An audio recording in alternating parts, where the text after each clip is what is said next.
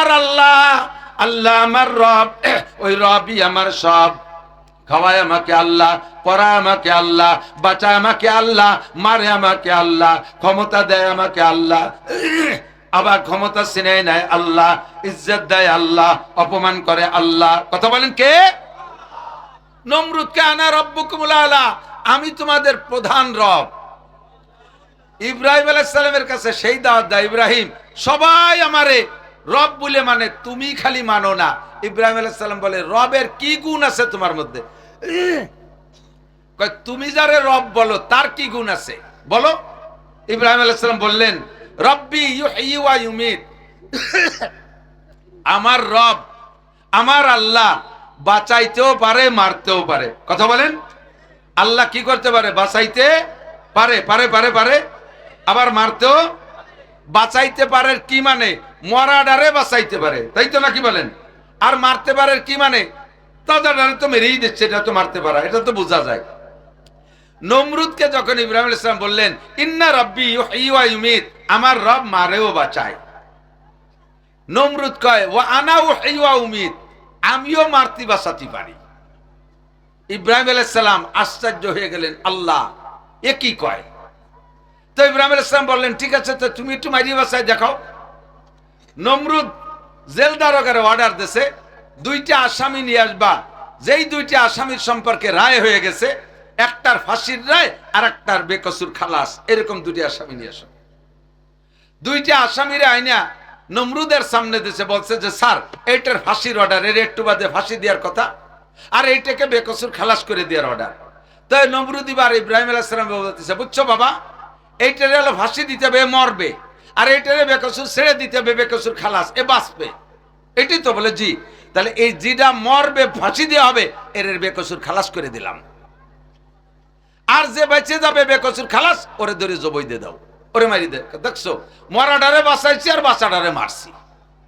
ইব্রাহিম আলাইহিস সালাম কয়, আল্লাহ তুমি এত বড় ধামড়ারে এত বড় দেশের রাজা বানাইছো যে মরা বাঁচা বোঝে না।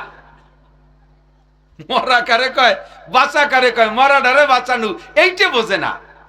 তাহলে এরে যেমন মুগুর, যেমন কুকুর, সেরকম মুগুর দিতে হবে। ইব্রাহিম আলাইহিস সালাম মুগুর সেট করছেন। এবার জব দিলেন, নমরুদ, ইন্নাল্লাহা ইয়াতি বিশ-শামসি মিনাল মাশরিক ফাতি বিহা মিনাল মাগরিব। তুমি তো মরাডা মাইরি বাসায় দেখাইলে, ঠিক আছে, তোমার ও জায়গার আমি বেশি বুঝতে যাব না। আমার 2 নম্বর, আমার আল্লাহ যে কাম করে, পূর্বাকাশ থেকে সূর্য উদয় করে, পশ্চিম আকাশে ডুবায়, এইটা আল্লাহ পাক চিরকাল করে যাচ্ছে। ফাতি বিহা মিনাল মাগরিব, এবার তুমিও যদি রব হও, তাহলে সূর্যটাকে পূর্ব আকাশ থেকে পশ্চিম দিকে উঠায় আনো। করো, এইটা করো। আমার আল্লাহ এই দিক দিয়ে ওই দিক না, তুমি ওই দিক দিয়ে এই দিক, আরো একটু উল্টো করো। ও যত যদি বুদ্ধিমান হতো, ও যদি জ্ঞানী হতো, তাহলে ও কি বলতো কন্ত, যে আমি একদিন পূব দিকে উঠেছি, তোর আল্লাহ পারলি ওই দিক দিয়ে আনিস, আনু, এই কবে না? ফাবুহিত আল্লাহ দিয়ে আওয়াল কাভার, এ আওয়াল আউরি বলছে, কয় না তাই কি হয় নাকি? বললি তো বলতে। আর ও যদি বলতো যে আমি এতদিন এই দিক দিয়ে উঠাই ওই দিক ডুবাইছি, তোমার আল্লাহ পারলি ফেরত আনুক, তাহলে ইব্রাহিম আলাইহিস সালাম আল্লাহ পাককে বললে আল্লাহ কি উল্টো দিক দিয়ে উঠাইতে পারতেন কি পারতেন না? কথা বলেন, পারতেন। বিভিন্ন প্রশ্নে আটকে গেছে।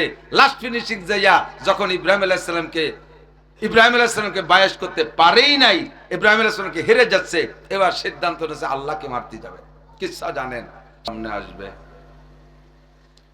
অনেক আদর্শ শিক্ষা গুরুকে তোমরা দেখবে, তবে সারা পৃথিবীর সমস্ত শিক্ষা গুরু, সমস্ত রাজনৈতিক নেতা, সামাজিক নেতা, সকলকে একত্রিত করলে আল্লাহ রাসূল সাল্লাল্লাহু আলাইহি ওয়াসাল্লামের সমপরিমাণ হবে না।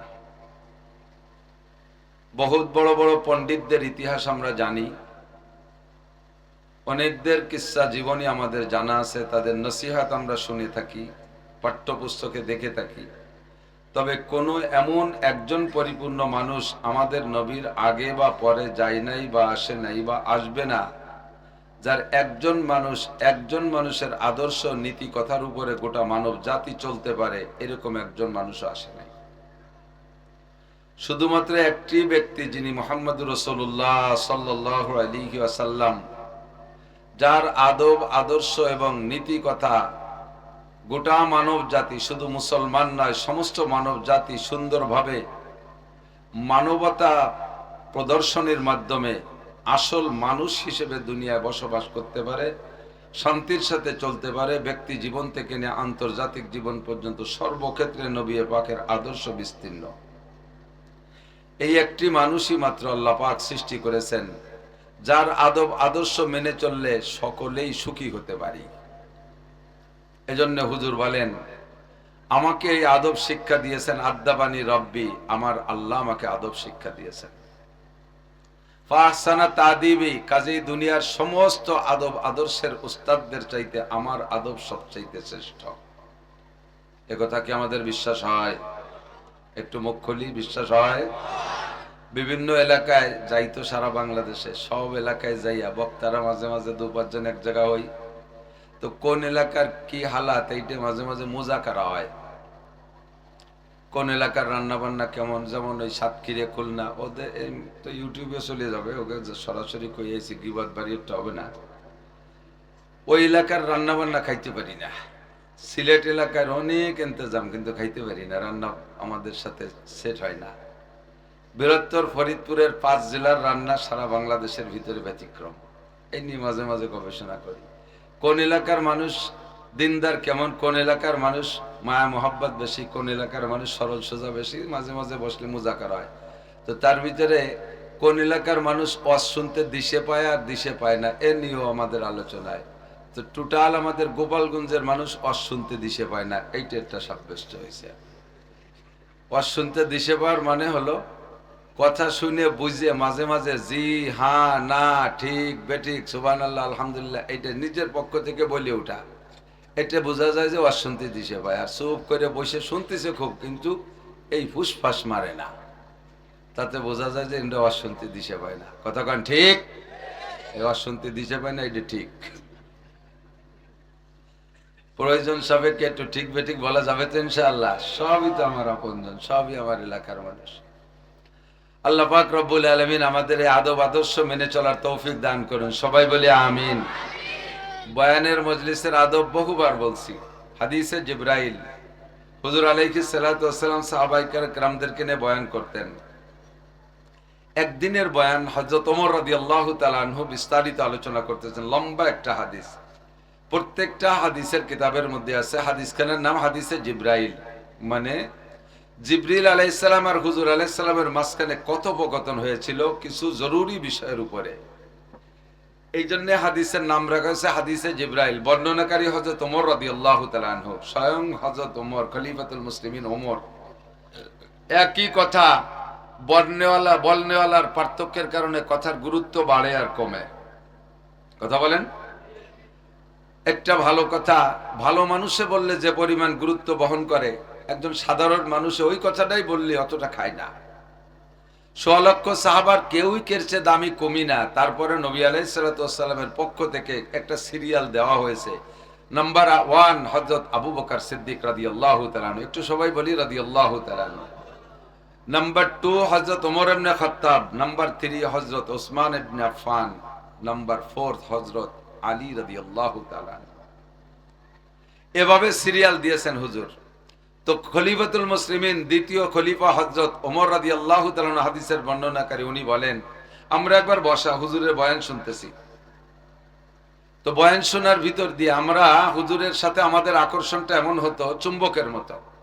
এই টেবিলের সমতল টেবিলের উপরে মাঝখানে 1000 পাওয়ারের একটা চুম্বক রেখে সারা টেবিলের সব জায়গায় ছোট ছোট টুকরা লোহা যদি ছড়াই ছিটে রাখা হয়, এই লোহাগুলো নিজ জায়গায় থাকতে পারে না, চুম্বকের দিকে আগাইতে থাকে। নিকটের গুলো মিশে যায়, তারপরের গুলো তারপরের সাথে মিশে, এমন করে সব জায়গায় দিয়ে মিশে যায়, মাঝখানে ফাঁকা থাকে না। তো হযরত ওমর বলেন, আমরা যখন হুজুরের বয়ান শুনতাম তখন আমরা হুজুরের আকর্ষণে ওভাবে চুম্বকের মতো খালি আগাইতে থাকতাম, খালি আগাইতে থাকতাম। আগাইতে আগাইতে মাঝখানে দুইজনের মাঝখানে এটা আঙ্গুল ঢুকানোর ফাঁকা থাকতো না, এভাবে গাদায় বসে যেতাম। এমন করে একদিন বসে আছি, ইস্তলা আলাইনা রাজুলুন, আমাদের মাঝে একটা লোক আসলো। তলা বললেন, তলা মানে উদয় হলো। আর মানুষ আসলে বলে মানুষ আগমন করলো, ইস যা আ বলতে পারতেন। ইতিমধ্যে একজন লোক আসলেন, তা না বলে বললেন ইস তলা। তলা বললেন কেন? তলা মানে উদয় হওয়া।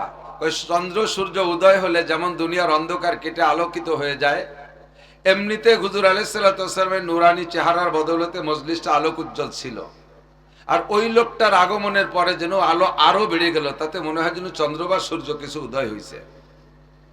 লোকটা পিছিয়ে এসে দাঁড়িয়ে আছেন, বসতেছেন না, উকি মারতেছেন, দেখতেছেন কোথায় বসবো। মাঝখানে বসার কোনো ইচ্ছা করলেন, কিন্তু মাঝে ফাঁকা নেই। আমরা এমন ভাবে মিশে গেছি। উকি মেরে দেখলেন হুজুর যেখানে বসা, আর সামনে সবচাইতে নিকটে বসা সিদ্দিক আকবর, আবু বকর, দুইজনের মাঝখানে একজন মানুষ বসার জায়গা আছে। উনি মাঝখান দিয়ে হাত ঝুঁকে এভাবে ফাড়তে ফাড়তে চলে আসলেন, হাত্তা জালাসাইলেন নবী সাল্লাল্লাহু আলাইহি ওয়াসাল্লাম, হুজুরের সামনে এসে বসলেন। বসার এক অবস্থাটা ছিল আলা হায়াতিত তাশাহুদ, আত্তাহিয়াতুস সূরাতে বসছেন। কোন মজলিসে কিভাবে বসতে হবে, বসার প্রথম মজলিস, প্রথম আদব হলো আত্তাহিয়াতুস সূরাতে বসা। ফেরেশতাদের স্বভাব বান্দার হাল পর্যবেক্ষণ করে, প্রত্যেকটা হালাতের শুরু অবস্থাটা দেখে আর শেষ অবস্থা দেখে। খেয়াল করেন, আমরা রাত্রে ঘুমাই না, ঘুমানোর সময় সুন্নতটা, শোয়ার সময় যে প্রথম সুন্নত, এইটার পর আপনি আমল করে শুবেন। এরপরে শুয়ে ঘুমের ভিতরে কে কোন হালাত হয়ে যাবে তা তো ঠিক নেই। বিভিন্ন অবস্থা হতে পারে না, লুঙ্গি খুলে গলায় পেঁচে গেছে, প্যান্ট খুলে খাটের নিচে পড়ে গেছে, শীত হয়েছেন, বুট হয়েছেন, কত কায়দায় শোন, পরে ঘুমানোর পরে তার হুঁশ থাকে না, আদা মরা। আর ঘুম মানে মরাই, তার কারণে ঘুমের দোয়াও পড়ি কি কইয়া, আল্লাহুম্মা বিসমিকা আমুতু, আল্লাহ তোমার নামে মরিতেছি। মরে গেলে যেমন মানুষের নিজস্ব কোনো ক্ষমতা থাকে না, ঘুমের মধ্যে গেলে ওই অবস্থা। কাজে ওই কাপড় চোপড় এলোমেলো হয়ে গেলে সমস্যা নেই, কিন্তু শোয়ার শুরুটা হতে হবে সুন্নতি তরিকায়। আমার বসা কি দেখতেছেন? আমি যেভাবে বসে আছি এইভাবে কানের নিচে হাত দিয়ে যদি ডান কাতে উত্তর দিক মাথায় দিয়ে শুয়ে পড়ি, আমার বডির মধ্যে মোহাম্মদ শব্দ লেখা হয়ে গেছে। দেখেন এভাবে, মাথা মিম, এই কেনুর এই পাশটা হা, পাশার এই মোড়টা আর একটা মিম, হাঁটুর নিচে দাল। চক্ষু বন্ধ করে নিজে মিল করেন, দেখেন মোহাম্মদ শব্দ, মিম হা মিম দাল। ডান কাত হয়ে মোহাম্মদ ফিগার নিয়ে আপনি শুইবেন, রাতের বেলা যা খুশি হয়ে যাবে, তাতে আর কোনো সমস্যা। ফেরেশতারা এই ফিগারটা ছবি করে আপনার গলায় ঝুলোই দিয়ে যায়, আল্লাহর কাছে রিপোর্ট দেয় ফার্স্ট ক্লাস হইছে, একেবারে মোহাম্মদী ফিগারে। পরে আল্লাহ কাছে ঘন্টাখানিক পরে যাই, এ কি অবস্থা, কয় না এত তাড়াতাড়ি যাওয়া যাবে না, সকালে যাব। ফজরে যখন আজান হয়ে যাবে, আপনি ঘুম থেকে মোড়াই দিয়ে উঠে পড়বেন, আলহামদুলিল্লাহিল্লাযী আহইয়ানা বাদামা আমাতানা ওয়া ইলাইহিন নুশুর। আল্লাহ 6 ঘন্টা মরণ দেওয়ার পরে আবার তুমি জীবিত করে দিয়েছো, এই জন্য তোমার সমস্ত প্রশংসা। আলহামদুলিল্লাহিল্লাযী, সমস্ত প্রশংসা ওই আল্লাহর, আল্লাযী আহইয়ানা বাদামা আমাতানা। পড়েন তো, তরজমা তো জানেন না। আহইয়ানা, আমাদেরকে বাঁচায় দিয়েছেন, বাদামা আমাতানা, কিছুক্ষণ মেরে রাখার পরে।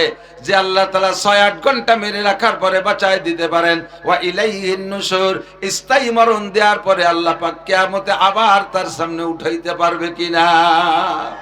অবশ্যই তুমি উঠাইতে পারবা। বস, ঘুমের শুরুটা এমন হবে, ঘুম থেকে সজাগ হইয়া দোয়াটা পড়বেন, আপনার শুরু আর শেষ ভালো। ফজরের নামাজ পড়বেন, শুরু আর শেষ ভালো। ফেরেশতারা রিপোর্ট দেবে, আল্লাহ তোমার বান্দার সারাটা রাতই ভালো। খানা খাওয়ার সুন্নাত, বসার সুন্নাত কয়টি? 3টি। 1 নম্বরে দোনো হাঁটু উঠাইয়া, 2 নম্বরে এক পায়ের পাছার নিচে বিছিয়ে দেয়া, হাঁটু উঁচা কইরা। আর একটা হলো আত্তাহিয়াতুস সূরাতে বসা। এই 3 তরিকায় বসা সুন্নাত। খানা খাওয়ার সময় 3 তরিকা, যে কোনো এক তরিকা আপনি বসবেন, শুরু করবেন এক তরিকায়, কিন্তু 2 হাঁটু উঠাইয়া পাছার নিচে একটা পিড়ে দিয়ে যদি বসতে হয়, তাহলে এইরকম বড় বুড়িওয়ালা যারা, ওকে হাঁটুতে আর পেটে ঠেলি সিট করে ফেলা যাবে না, বসতে পারবে? ওরা আত্তাহিয়াতুস সূরাতে বেশিক্ষণ বসে থাকতে পারবে না, আর 1 হাঁটু উঠেও বেশিক্ষণ বসে থাকতে পারবে না। আল্লাহ পাক বলেন, তুমি শুরুটা করো এইভাবে, 1-2 সেকেন্ড পর আবার তুমি টান হয়ে যাও, যেমন খুশি তেমন বসো। শুরুটা করো সুন্নতি তরিকায়, শেষটা করো সুন্নতি তরিকায়। মাঝখানে তোমার যে কষ্ট হয়, আমি আল্লাহ পাক লা ইউকাল্লিফুল্লাহু নাফসান ইল্লা উসাহা, মানুষকে শক্তির বাহিরে, সাধ্যের বাহিরে কোনো চাপ দেই না। বান্দার যেখানে যে কষ্ট হবে, সেখানে যে আমার পক্ষ থেকে ছাড় শুরু হয়ে যাবে। তুমি কষ্ট হবে, এই কষ্ট অবস্থায় তোমারে খাইতে দেবো না। চেয়ার লাগবে, বসে খাবা, চেয়ারে উঠে খাবা, সামনে টুল দিয়ে তারপর প্লেট রেখে খাবা, পা দুটো টান করে দিয়ে খাবা, অথবা শুয়ে খাবা। শুরুটা করো সুন্নতি তরিকায়। এইটাই ফেরেশতারা দেখতে চায়, আল্লাহ দেখতে চায়। কোরআন হাদিসের মজলিসে উস্তাদের সামনে পীরের সামনে মুরিদ, উস্তাদের সামনে ছাত্র, বক্তাদের সামনে শ্রোতারা শুরুটা একবারে একটু সুন্নতি কায়দায় বসবেন, এরপরে যেমন খুশি তেমন বসবেন।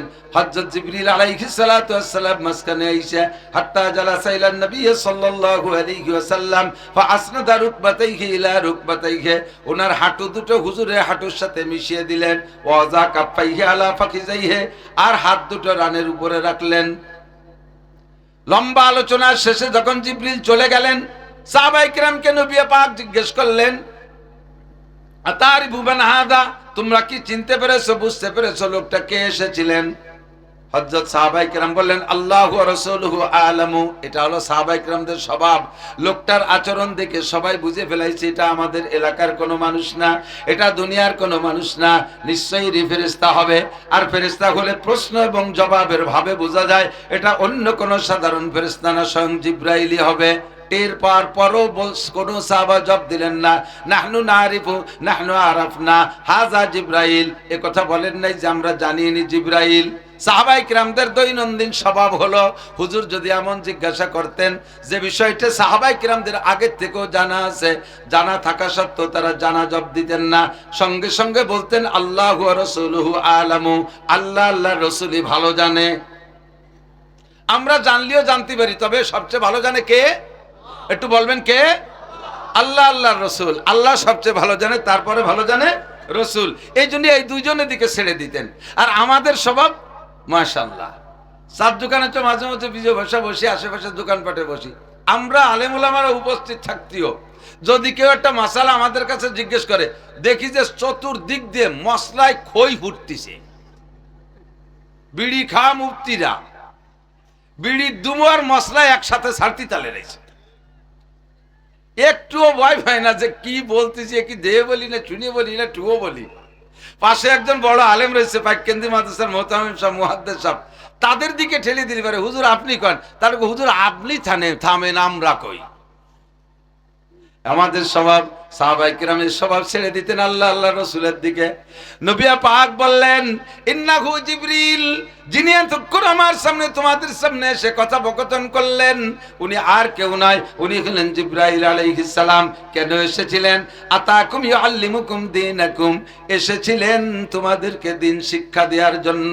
দিন শিখবা কিভাবে, শুরু থেকে শেষ পর্যন্ত, এবং দিন আর ধর্ম কি জিনিস, চারটি প্রশ্নের মাধ্যমে সব কথাগুলো শিক্ষা দিয়েছেন। লম্বা আলোচনা, বসবা কিভাবে, মজলিসের আদব কি, এগুলো শিক্ষা দিয়েছেন। বসাইয়া সুন্দর করে আত্তাহিয়াত সুরতে বসাইয়া সাহাবায়ে কিরামদেরকে শিক্ষা দিয়ে তারপরে চলে গেছে। কাজেই যখনই ধর্মীয় কোনো অনুষ্ঠানে বসবো, শুরুতে বসবো সুন্নতি তরিকা তাশাহুদের সুরতে, এরপরে প্রয়োজন সাপেক্ষে যেমন খুশি তেমন বসবেন, তবে গায়ে গায়ে মিশে বসার চেষ্টা করব। আর পাশে দাঁড়িয়ে থাকবো না, দাঁড়িয়ে থাকলে পরিবেশ নষ্ট হয়। দাঁড়িয়ে দুই চারজন দাঁড়ায় দাঁড়ায় কথাবার্তা বললে কেমন যেন মাহফিল হচ্ছে না, জুত হচ্ছে না, সুবিধা হচ্ছে না, তা কাছে কাছে ওনারা শুনবে না, দাঁড়ায় দাঁড়ায় রয়েছে, এতে পরিবেশের বেশ ডিস্টার্ব হয়, খুব কষ্ট হয়।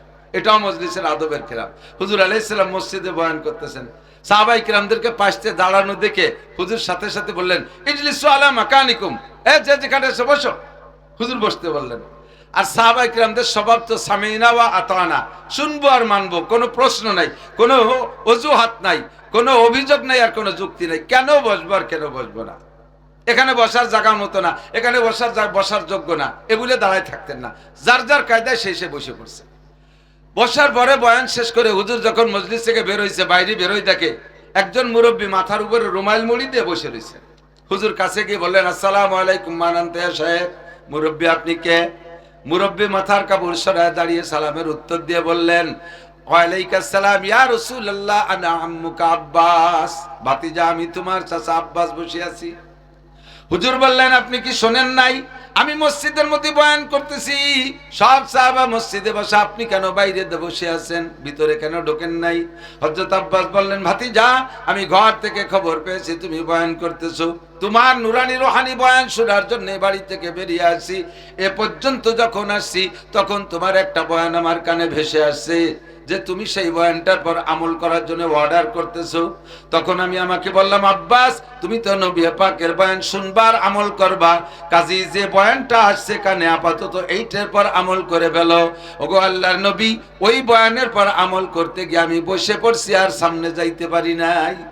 হুজুর বললেন, চাচা যান, বয়ানটা কি ছিল? তুমি আমি যখন এ পর্যন্ত আসছি তখন তুমি বলেছিলে ইজলিসু আলা মাকানিকুম, যে যেখানে আসো বসে পড়ো। আমি তখন এখানে ছিলাম, আমি তখন এখানে হেঁটে এসে এ পর্যন্ত দাঁড়ছিলাম, আর আমি এক কদমও সামনে বাড়তে পারি নাই, তাই আমি বসে আছি, আর সামনে যাইতে পারি নাই। হুজুর বললেন, চাচা যান, তাহলে কি বয়ান শুনতে পারছেন কি পারেন নাই? হযরত আব্বাস বললেন, ভাতিজা তোমার আওয়াজের মধ্যে আল্লাহ মুজিজা দিয়েছে।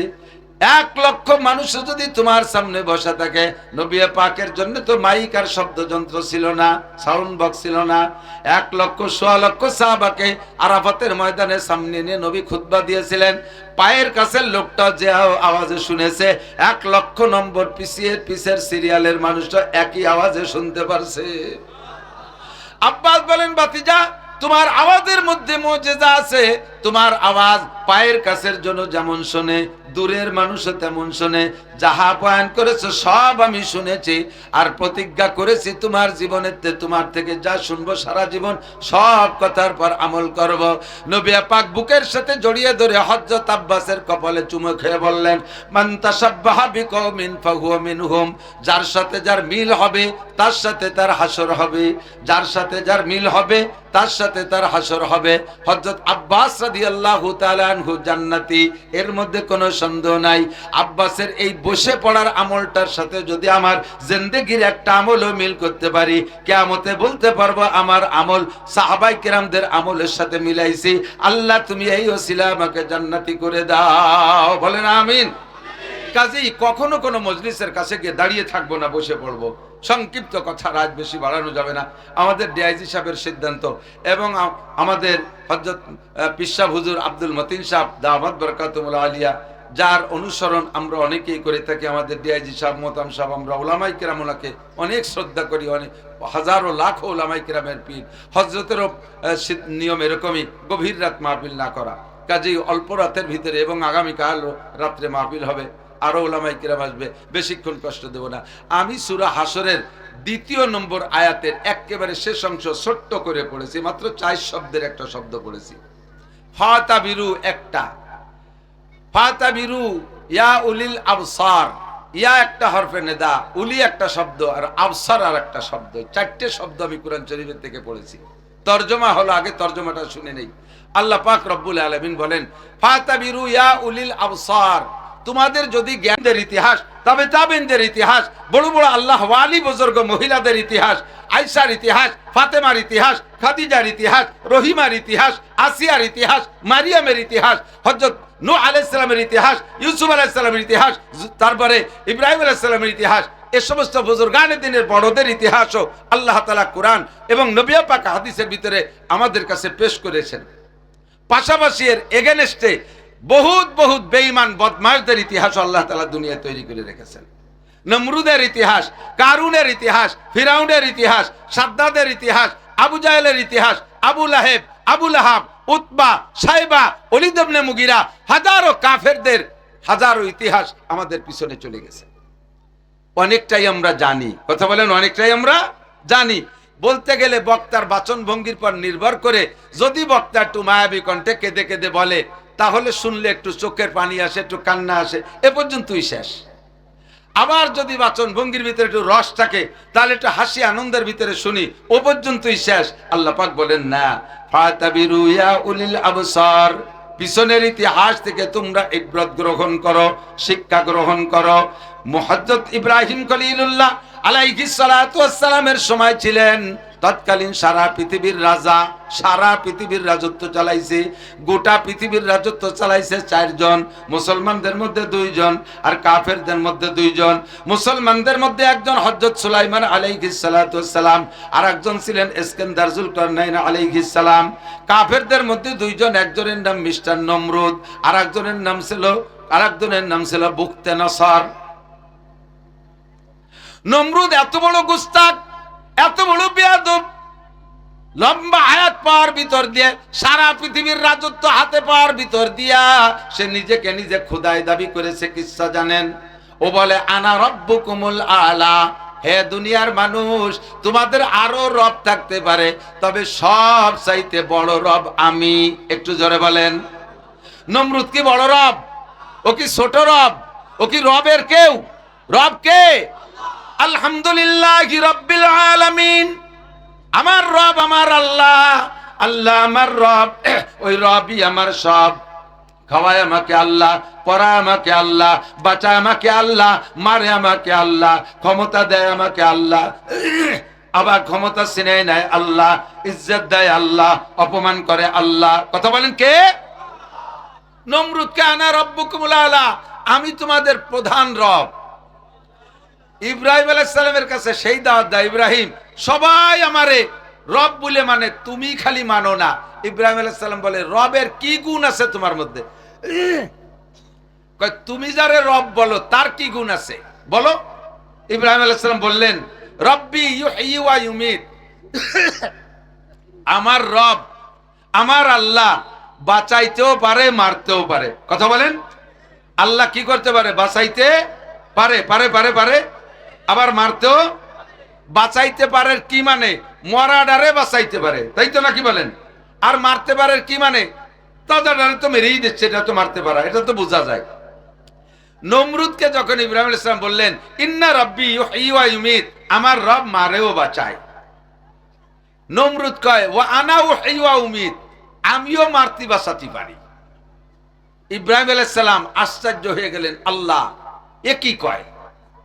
তো ইব্রাহিম আলাইহিস সালাম বললেন, ঠিক আছে, তো তুমি একটু মারিয়ে বাঁচায় দেখাও। নমরুদ জেল দারোগারে অর্ডার দিয়েছে, দুইটা আসামি নিয়ে আসবা, যেই দুইটা আসামির সম্পর্কে রায় হয়ে গেছে, একটার ফাঁসির রায় আর একটার বেকসুর খালাস, এরকম দুইটা আসামি নিয়ে আসো। দুইটা আসামির আইনা নমরুদের সামনে দিয়েছে, বলছে যে স্যার এইটার ফাঁসির অর্ডার, এর একটু বাদে ফাঁসি দেওয়ার কথা, আর এইটাকে বেকসুর খালাস করে দেওয়ার অর্ডার। তাই নমরুদ এবার ইব্রাহিম আলাইহিস সালাম বলতেছে, বুঝছো বাবা, এইটারে হলো ফাঁসি দিতে হবে, মরবে, আর এইটারে বেকসুর ছেড়ে দিতে হবে, বেকসুর খালাস, এ বাঁচবে। এটাই তো বলে, জি। তাহলে এই জিটা মরবে, ফাঁসি দেওয়া হবে, এর বেকসুর খালাস করে দিলাম। আর যে বেঁচে যাবে বেকসুর খালাস, ওরে ধরে জবই দিয়ে দাও, ওরে মারি দে। দেখছো, মরাডারে বাঁচাইছি আর বাঁচাডারে মারছি। ইব্রাহিম আলাইহিস সালাম কয়, আল্লাহ তুমি এত বড় ধামড়ারে এত বড় দেশের রাজা বানাইছো যে মরা বাঁচা বোঝে না। মরা কারে কয়, বাঁচা কারে কয়, মরাডারে বাঁচানো এইটা বোঝে না। তাহলে এরে যেমন মুগুর, যেমন কুকুর, সেরকম মুগুর দিতে হবে। ইব্রাহিম আলাইহিস সালাম মুগুর সেট করছেন। এবার জব দিলেন, নমরুদ, ইন্নাল্লাহা ইয়াতি বিশ-শামসি মিনাল মাশরিক ফাতি বিহা মিনাল মাগরিব। তুমি তো মরারা মাইরি বাসায় দেখাইলে, ঠিক আছে, তোমার ও জায়গায় আমি বেশি বুঝতে যাব না। আমার 2 নম্বর, আমার আল্লাহ যে কাম করে, পূর্বাকাশ থেকে সূর্য উদয় করে, পশ্চিম আকাশে ডুবায়, এইটা আল্লাহ পাক চিরকাল করে যাচ্ছে। ফাতি বিহা মিনাল মাগরিব, এবার তুমিও যদি রব হও, তাহলে সূর্যটাকে পূর্ব আকাশ থেকে পশ্চিম দিকে উঠায় আনো। করো, এইটা করো। আমার আল্লাহ এই দিক দিয়ে ওই দিক না, তুমি ওই দিক দিয়ে এই দিক আনো, একটু উল্টো করো। ও যত যদি বুদ্ধিমান হতো, ও যদি জ্ঞানী হতো, তাহলে ও কি বলতো কন্ত, যে আমি একদিন পূর্ব দিকে উঠেছি, তোর আল্লাহ পারলি ওই দিক দিয়ে আনিস, আনু, এই কবে না? ফাবুহিত আল্লাহ দিয়ে আওয়াল কাফার, এ আওয়াল আউরি বলছে, কয় না তাই কি হয় নাকি? বললি তো বলতে। আর ও যদি বলতো যে আমি এতদিন এই দিক দিয়ে উঠাই ওই দিক ডুবাইছি, তোমার আল্লাহ পারলি ফেরত আনুক, তাহলে ইব্রাহিম আলাইহিস সালাম আল্লাহ পাককে বললে আল্লাহ কি উল্টো দিক দিয়ে উঠাইতে পারতেন কি পারতেন না? কথা বলেন, পারতেন। বিভিন্ন প্রশ্নে আটকে গেছে। লাস্ট ফিনিশিং যাইয়া যখন ইব্রাহিম আলাইহিস সালামকে বায়াস করতে পারেই নাই, ইব্রাহিম আলাইহিস সালামকে হেরে যাচ্ছে, এবার সিদ্ধান্ত নিয়েছে আল্লাহকে মারতে যাবে। কিচ্ছা জানেন, সেখান থেকে ব্যাক করে আইসা আল্লাহরে মারতে পারে নাই। এরপরে ইব্রাহিম আলাইহিস সালাম যে দাওয়াত দিয়েছে, ওনার আব্বাজিত আজর সব সহ দাওয়াত দিয়েছে, আমাদের একটা মেলা আছে, ওদের একটা মেলা হয়, বাৎসরিক মেলা, ওই মেলায় যাইতে হবে। তো সবাই চলে গেছে, ইব্রাহিম আলাইহিস সালামের দাওয়াত দিয়েছে। উনি কয় যে ইন্নী সাকিম, আমি অসুস্থ। আসলে শারীরিক ভাবে সুস্থ, কিন্তু মনের দিক দিয়ে মূর্তি পূজায় যাব আর এই কাফেরদের সাথে মেলায় যাব, এটা হতে পারে না। এই জন্য মনের দিক দিয়ে দুর্বল, মনের দিক দিয়ে অশান্তি, উনি যায় নাই। সব চলে গেছে, উনি একা রয়ে গেছে। সুযোগ পাইছে, মন্দিরে যাইয়া ঢুকে দেখে সব মূর্তি দাঁড়ানো। বড় মূর্তির কাঁধে, ওকে যে মূর্তির ভিতরে দেয় না কুরোল একখান এরম রয়েছে কাইতইয়া, এই কুরোল একখান নিয়ে যাইয়া উনি একের পর এক ছোট মূর্তি সবগুলোকে কুপায় কুপায় ভাঙছে। ভাঙ্গিয়ে বড়টার কাঁধে কুরোল বাঁধায় ছুঁয়ে উনি চলিয়েছে। ওরা মেলা শেষ করে আইসা এবার মন্দিরের থেকে খবর আসছে আমাদের ভগবান দেবদেবীকে শেষ করে দিছে। কে করছে? খবর নিতে নিতে এবার সন্দেহ করে ইব্রাহিম আলাইহিস সালামকে দোষারোপ করছে। ওই একটা ছেলে আমাদের জানা ছিল, ওই ছেলেটা আমাদের দেবদেবীকে মানে না, ও মেলায় যায় না, সম্ভবত ওরই কাম। ইব্রাহিম আলাইহিস সালামকে ডেকে বলে, হে ইব্রাহিম, মান ফাআলা বিআলিহাতিনা হাদা, আমাদের এই রবের সাথে, আমাদের এই দেবদেবীর সাথে এই আচরণ কে করেছে? ইব্রাহিম আলাইহিস সালাম বললেন, বাল ফাআলাহুম কাবীরুহুম, বাল ফাআলাহুম কাবীরুহুম, এ কাজ তোমরা অন্য কেউ দোষারোপ করো না, তোমাদের ওই দেবদেবীর ভিতরে বড় যেটা আছে সেই এই কাম করছে। দেখো ছোটগুলোরে মারিয়ে টেরে কুরল গাড়ে করে দাঁড়ায় রইছে।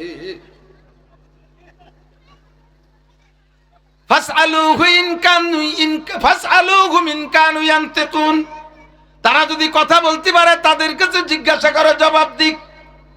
এবার নমরুদ কয়, ওরা তো কথা বলতে পারে না। ইব্রাহিম আলাইহিস সালাম সুযোগ পেয়ে গেলেন, আরে যে কথা কইতে পারে না, আত্মরক্ষা করতে পারে না, নিজেকে নিজের উপরে আক্রমণাস্ত্র প্রতিরোধ করতে পারে না, সে তোমার জীবনের বিপদ আপদে কি সহযোগিতা করতে পারবে? বিলকুল কোনো উপকার করতে পারবে না। ইন্নাল্লাযীনা তাদউনা মিন দুনিল্লাহ, আল্লাহ ছাড়া যার কাছে তোমরা প্রার্থনা করো, লা ইয়াখলুকু যুবাবান, ওরা একটা মাছিও বানাইতে পারে না। লা ইয়াখলুকু যুবাবা ওয়ালা বিস্তামাউলা, সারা পৃথিবীর 33 কোটি দেবদেবী, যত দেবদেবী আছে, লাত উজ্জা মানাত আর হুবল, সকলে সম্মিলিতভাবে চেষ্টা চালাইয়া একটু বলেন একটা মাছি কি তারা বানাইতে পারবে? কোনোদিনও পারবে না। শুধু পারবে না তা না, আল্লাহ বলেন, ওয়া ইন ইয়াসলুবুহুমুজ যুবাবু শাইআন লা ইস্তানকিযুহু মিনহু দুআফাত তালিব ওয়াল মাতলুব। ওরে সবাই সম্মিলিতভাবে মাছি তো বানাইতে পারবেই না, বরঞ্চ তাদের সামনে যদি খাবার দেওয়া হয়, আরে খাবারগুলো মাছিতে খেয়ে ফেলে, আর তাদের চোখ কান নাক যদি মাছিতে খুলেও নিয়ে যায়, কোন মাছির কাছ থেকে একটা অঙ্গ কেড়ে রাখতে পারবে না, কোন মাছির কাছ থেকে খাবার কেড়ে রাখতে পারবে না। যৌফাত তালিব ওয়াল মাতলুব, যারা তার কাছে চাও প্রার্থনা করো তারাও কমজোর দুর্বল, আর যার কাছে চাও তারাও দুর্বল। আল্লাহু আকবার। কাজেই চাইতে হলে একমাত্র কার কাছে? চাইতে হলে আল্লাহর কাছে চাও। ওয়াইজা সাআলতুম ফাসআলুল্লাহ, ইব্রাহিম আলাইহিস সালাম বললেন, কিছু চাইতে হলে আল্লাহর কাছে চাও, প্রতিরক্ষা চাইতে হলে আল্লাহর কাছে চাও, দুনিয়ার শান্তি চাইতে হলে আল্লাহর কাছে চাও। দুনিয়ার কোনো মানুষের শান্তি দিতে পারবে না। সব দেখতে দেখতে আমরা বুড়ো হয়ে গেছি, হাজারো মানুষের পিছনে ঘুরছি শান্তির লোভে। কথা বলেন, কতজনের পিছনে শান্তির স্লোগান দিয়েছে দেশে? হার দলের, প্রত্যেক দলের নেতাদের পিছনে শান্তির স্লোগান দিয়েছি, কোন নেতা আমাদেরকে শান্তি দিতে পারে নাই। দুনিয়ার কোন মানুষের হাতে শান্তি নয়, শান্তি একমাত্র কার হাতে? একটু জোরে বলবেন, কার হাতে? দুনিয়ার মানুষ যদি শান্তি দিতে পারতো, তাহলে বর্তমান আমাদের এত অশান্তি উপভোগ করা লাগতো না, এত অশান্তিতে থাকা লাগতো না। বরঞ্চ যাদের পিছনে স্লোগান দিছি শান্তির জন্য, তারাই বেশি অশান্তিতে, তারাই বেশি অশান্তিতে। কতক্ষণ ঠিক কি ঠিক না? এ দল ও দল সে দল, সর্বকালে নেতারাই বিপদগ্রস্ত হইয়া থাকে। আল্লাহ কায় শান্তি পাইতে চাইলে ফালইয়াবুদু রাব্বা হাযাল বাইত আল্লাযী আতামাহুম মিন জু। দুনিয়ার শান্তি, দুনিয়ার শান্তি, আখিরাতের শান্তি মাত্র দুইটা জিনিসের মধ্যে দুনিয়ার শান্তি। এদিক খেয়াল করেন, দুনিয়ার সব শান্তি মাত্র দুইটা জিনিসের মধ্যে। একটা হলো পর্যাপ্ত রিজিকের ব্যবস্থা। আমার আপনার দৈনন্দিন জীবনে যাহা কিছু লাগবে এর নাম হলো রিজিক। রিজিক শুধু ভাতের নাম না, রিজিক শুধু টাকার নাম না, অল এভরিথিং। জীবনে যা কিছু প্রয়োজন সব কিছুর নাম রিজিক। গাড়ির নাম রিজিক, বাড়ির নাম রিজিক, টাকা পয়সা রিজিক, জায়গা জমি রিজিক, ধন দৌলত রিজিক, আমার পোশাক আশাক রিজিক, যত রিজিকের দরকার। এই রিজিক হলো 1 নম্বর শান্তির উপকরণ। 2 নম্বর রিজিক আছে কিন্তু আমাদের নিরাপত্তা নাই, নিরাপত্তার অভাব। এটা আমার শান্তির জন্য জরুরি। শান্তির 2টা জিনিস, 1 নম্বরে রিজিক আর 2 নম্বরে নিরাপত্তা। আল্লাহ পাক বলেন, এই 2টা জিনিসের মাধ্যমে জাগতিক শান্তি যদি পাইতে চাও, তাহলে দেবদেবীকে ছাড়ো। এ নমরুদ, দুনিয়ার সবকিছু পূজা পাঠ ছেড়ে দাও। ফালইয়াবুদু রাব্বা হাযাল বাইত, এই রব, এই ঘরের রবের ইবাদত করো। হাজা দিয়ে ইশারা করেছে কাবাঘর, হাজা দিয়ে ইশারা করেছে সারা দুনিয়ার মসজিদ। সমস্ত মসজিদের রবের ইবাদত করো, কাবা ঘরের রবের ইবাদত করো। কেন কেন? আল্লাযী আতামাহুম মিন জু, যে আল্লাহ তোমার সকল ক্ষুধা নিবারণ করবে, সব অভাব দূর করে দেবে। যেখানে যা কিছু প্রয়োজন পরিবেশন করবে। জোরে বলেন কে? অবিসামায়ের রিজকুকুম ওয়া মা তুআদুন, আল্লাহ পাক বলেন আসমান থেকে রিজিক আসে, আল্লাহর দেয়া ওয়াদাগুলো আসমান থেকে আসে। চাইতে হলে ফাসআলুল্লাহ, আসমানওয়ালার কাছে চাও, মানুষের কাছে চাইয়া তুমি বেঈমান হইও না। ফালিয়াবুদু রাব্ব হাযাল বাইত আল্লাযী আতামাহুম মিন জু, যে আল্লাহ তোমার সব ক্ষুধা অভাব দূর করে দেয়। ওয়া আমানাহুম মিন খাউফ, আর সকল প্রকার ভয় ভীতি ত্রাস থেকে নিরাপদ বসবাসের সুন্দর ব্যবস্থা করে দিতে পারে একমাত্র আল্লাহ। আর্মি নিরাপত্তা দিতে পারে না, র্যাবে নিরাপত্তা দিতে পারে না, পুলিশে নিরাপত্তা দিতে পারে না, বিডিআর নিরাপত্তা দিতে পারে না, কোন প্রশাসনে নিরাপত্তা দিতে পারে না। এদের হাতে আল্লাহ পাক সেই পরিমাণ ক্ষমতা দেয় নাই। নিরাপত্তা দেনেওয়ালা একমাত্র আল্লাহ। কথা বলেন ঠিক কি ঠিক না? এই শান্তি, নিরাপত্তা আর রিজিক যদি পাইতে হয়, ফালিয়াবুদু রাব্ব হাযাল বাইত, এই ঘরের রবের ইবাদত করো। লা তুশরিক বিল্লাহ, আল্লাহর সাথে কেউরে শিরিক করবা না। নমরুদ যখন ইব্রাহিম আলাইহিস সালামের কাছে হেরে গেছে, এবার দোষারোপ করছে নমরুদ ইব্রাহিমই আমাদের ভগবানের সাথে এই আচরণ করছে, ওর বিচার আমাদের নিতে হবে। ইব্রাহিম আলাইহিস সালামকে আগুনে পোড়াইতে হবে। খেয়াল, 1 মাস পর্যন্ত বাবুল শহরে যত মানুষ ছিল সমস্ত সাবালেক নারী আর পুরুষের পর অর্ডার। খেয়াল এদিক, প্রত্যেক দিন 1 মণ করে শাল কাটার লোহা কাঠ জমা দিবা। কাষ্ঠ যত শক্ত হয় আগুন তত পাওয়ার হয়। কথা কয় না? এই পাটখড়ির আগুন আর নাড়া খেড়ের আগুন আর তেঁতুল কাঠের আগুন এক দরে বিক্রি হয়নি। কাষ্ঠ যত শক্ত হয় আগুন তত পাওয়ারওয়ালা হয়। 1 মাস পর্যন্ত বাবুল শহরের সমস্ত মানুষকে দিয়ে ডেলি 1 মণ করে শাল কাঠ অথবা লোহা কাঠ জমা দিতে হবে অর্ডার। 1 মাস পর্যন্ত যে লাকড়ি জমা করছে কাষ্ঠ, এই স্তূপ হইছে 60,000 টন। 60,000 টন। একজন মানুষকে পুড়াইতে 60,000 টন কাষ্ঠ লাগে না। মাত্র ইব্রাহিম আলাইহিস সালামকে দেখাইয়া ভয় দিয়ে তাকে সেখান থেকে ফিরানোর উদ্দেশ্য প্রথম চান্সে এই কাষ্ঠ স্তূপ কইরে 1 সপ্তাহ পর্যন্ত তেল মারছে। এরপরে 1 সপ্তাহ পর্যন্ত চতুর্দিক দিয়ে বড় বড় ফুঙ্কার লাগাইয়া হাওয়া দিয়ে আগুন জ্বালাইছে। আগুন প্রায় 1.5 থেকে 2 মাইল পর্যন্ত উঁচু হয়ে গেছে। ইব্রাহিম আলাইহিস সালামকে নমরুদ কয়, হয় ইব্রাহিম, তুমি আমাকে রব বলবা না, যারে বলো তাকে বলবা। এখনো বুঝে দেখো, তুমি যদি আমার থেকে সুযোগ নাও, নমরুদ আমার একটু সুযোগ দাও, 1 বছর পরে জবাব দেব। তাহলে এই আগুন নিভিয়ে দেয়া হবে। আবার 1 বছর পর যদি তুমি আমার বিপক্ষে জবাব দাও, আবার নতুন করে আগুন জ্বালাবো। তবে তুমি 1 বছর হায়াতে বেঁচে গেলে তুমি সুযোগ নিলে নিতে পারো। ইব্রাহিম আলাইহিস সালাম জবাব দিলেন, কোনো সুযোগের দরকার নাই। আমানতু বিল্লাহ, জোরে বলেন আমানতু বিল্লাহ, আমি বিশ্বাস করি আল্লাহকে। আগুনের কোনো ক্ষমতা নাই, নমরুদ তোরও কোনো ক্ষমতা নাই। এ আগুনের মালিক আমার আল্লাহ, আগুন আমার আল্লাহর গোলাম। তুই আমারে ফেলাবি, পোড়াইলে পোড়াইতে পারে মালিক আমাকে, না পোড়াইলে না পোড়াইতে পারে। তবে আগুনের ভয় দিয়ে আমি ইব্রাহিমের ঈমান কিনতে পারবি না। লা নাকাফু আহাদান ইল্লাল্লাহ, আল্লাহ ছাড়া কেউকে ভয় পাই। একটু জোরে বলেন পাই। আবার একটু সাহস করে বলেন আল্লাহ ছাড়া কেউকে ভয় পাই। ইব্রাহিম আলাইহিস সালাম গোল্ডেন অ্যাপিলাস ঈমানি পরীক্ষায় পাস। আল্লাহু আকবার। নমরুদ এবার ইব্রাহিম আলাইহিস সালামের কাছ থেকে যখন মনোপুত জবাব পায় নাই, আগুনে ফেলানোর সিদ্ধান্ত ফাইনাল।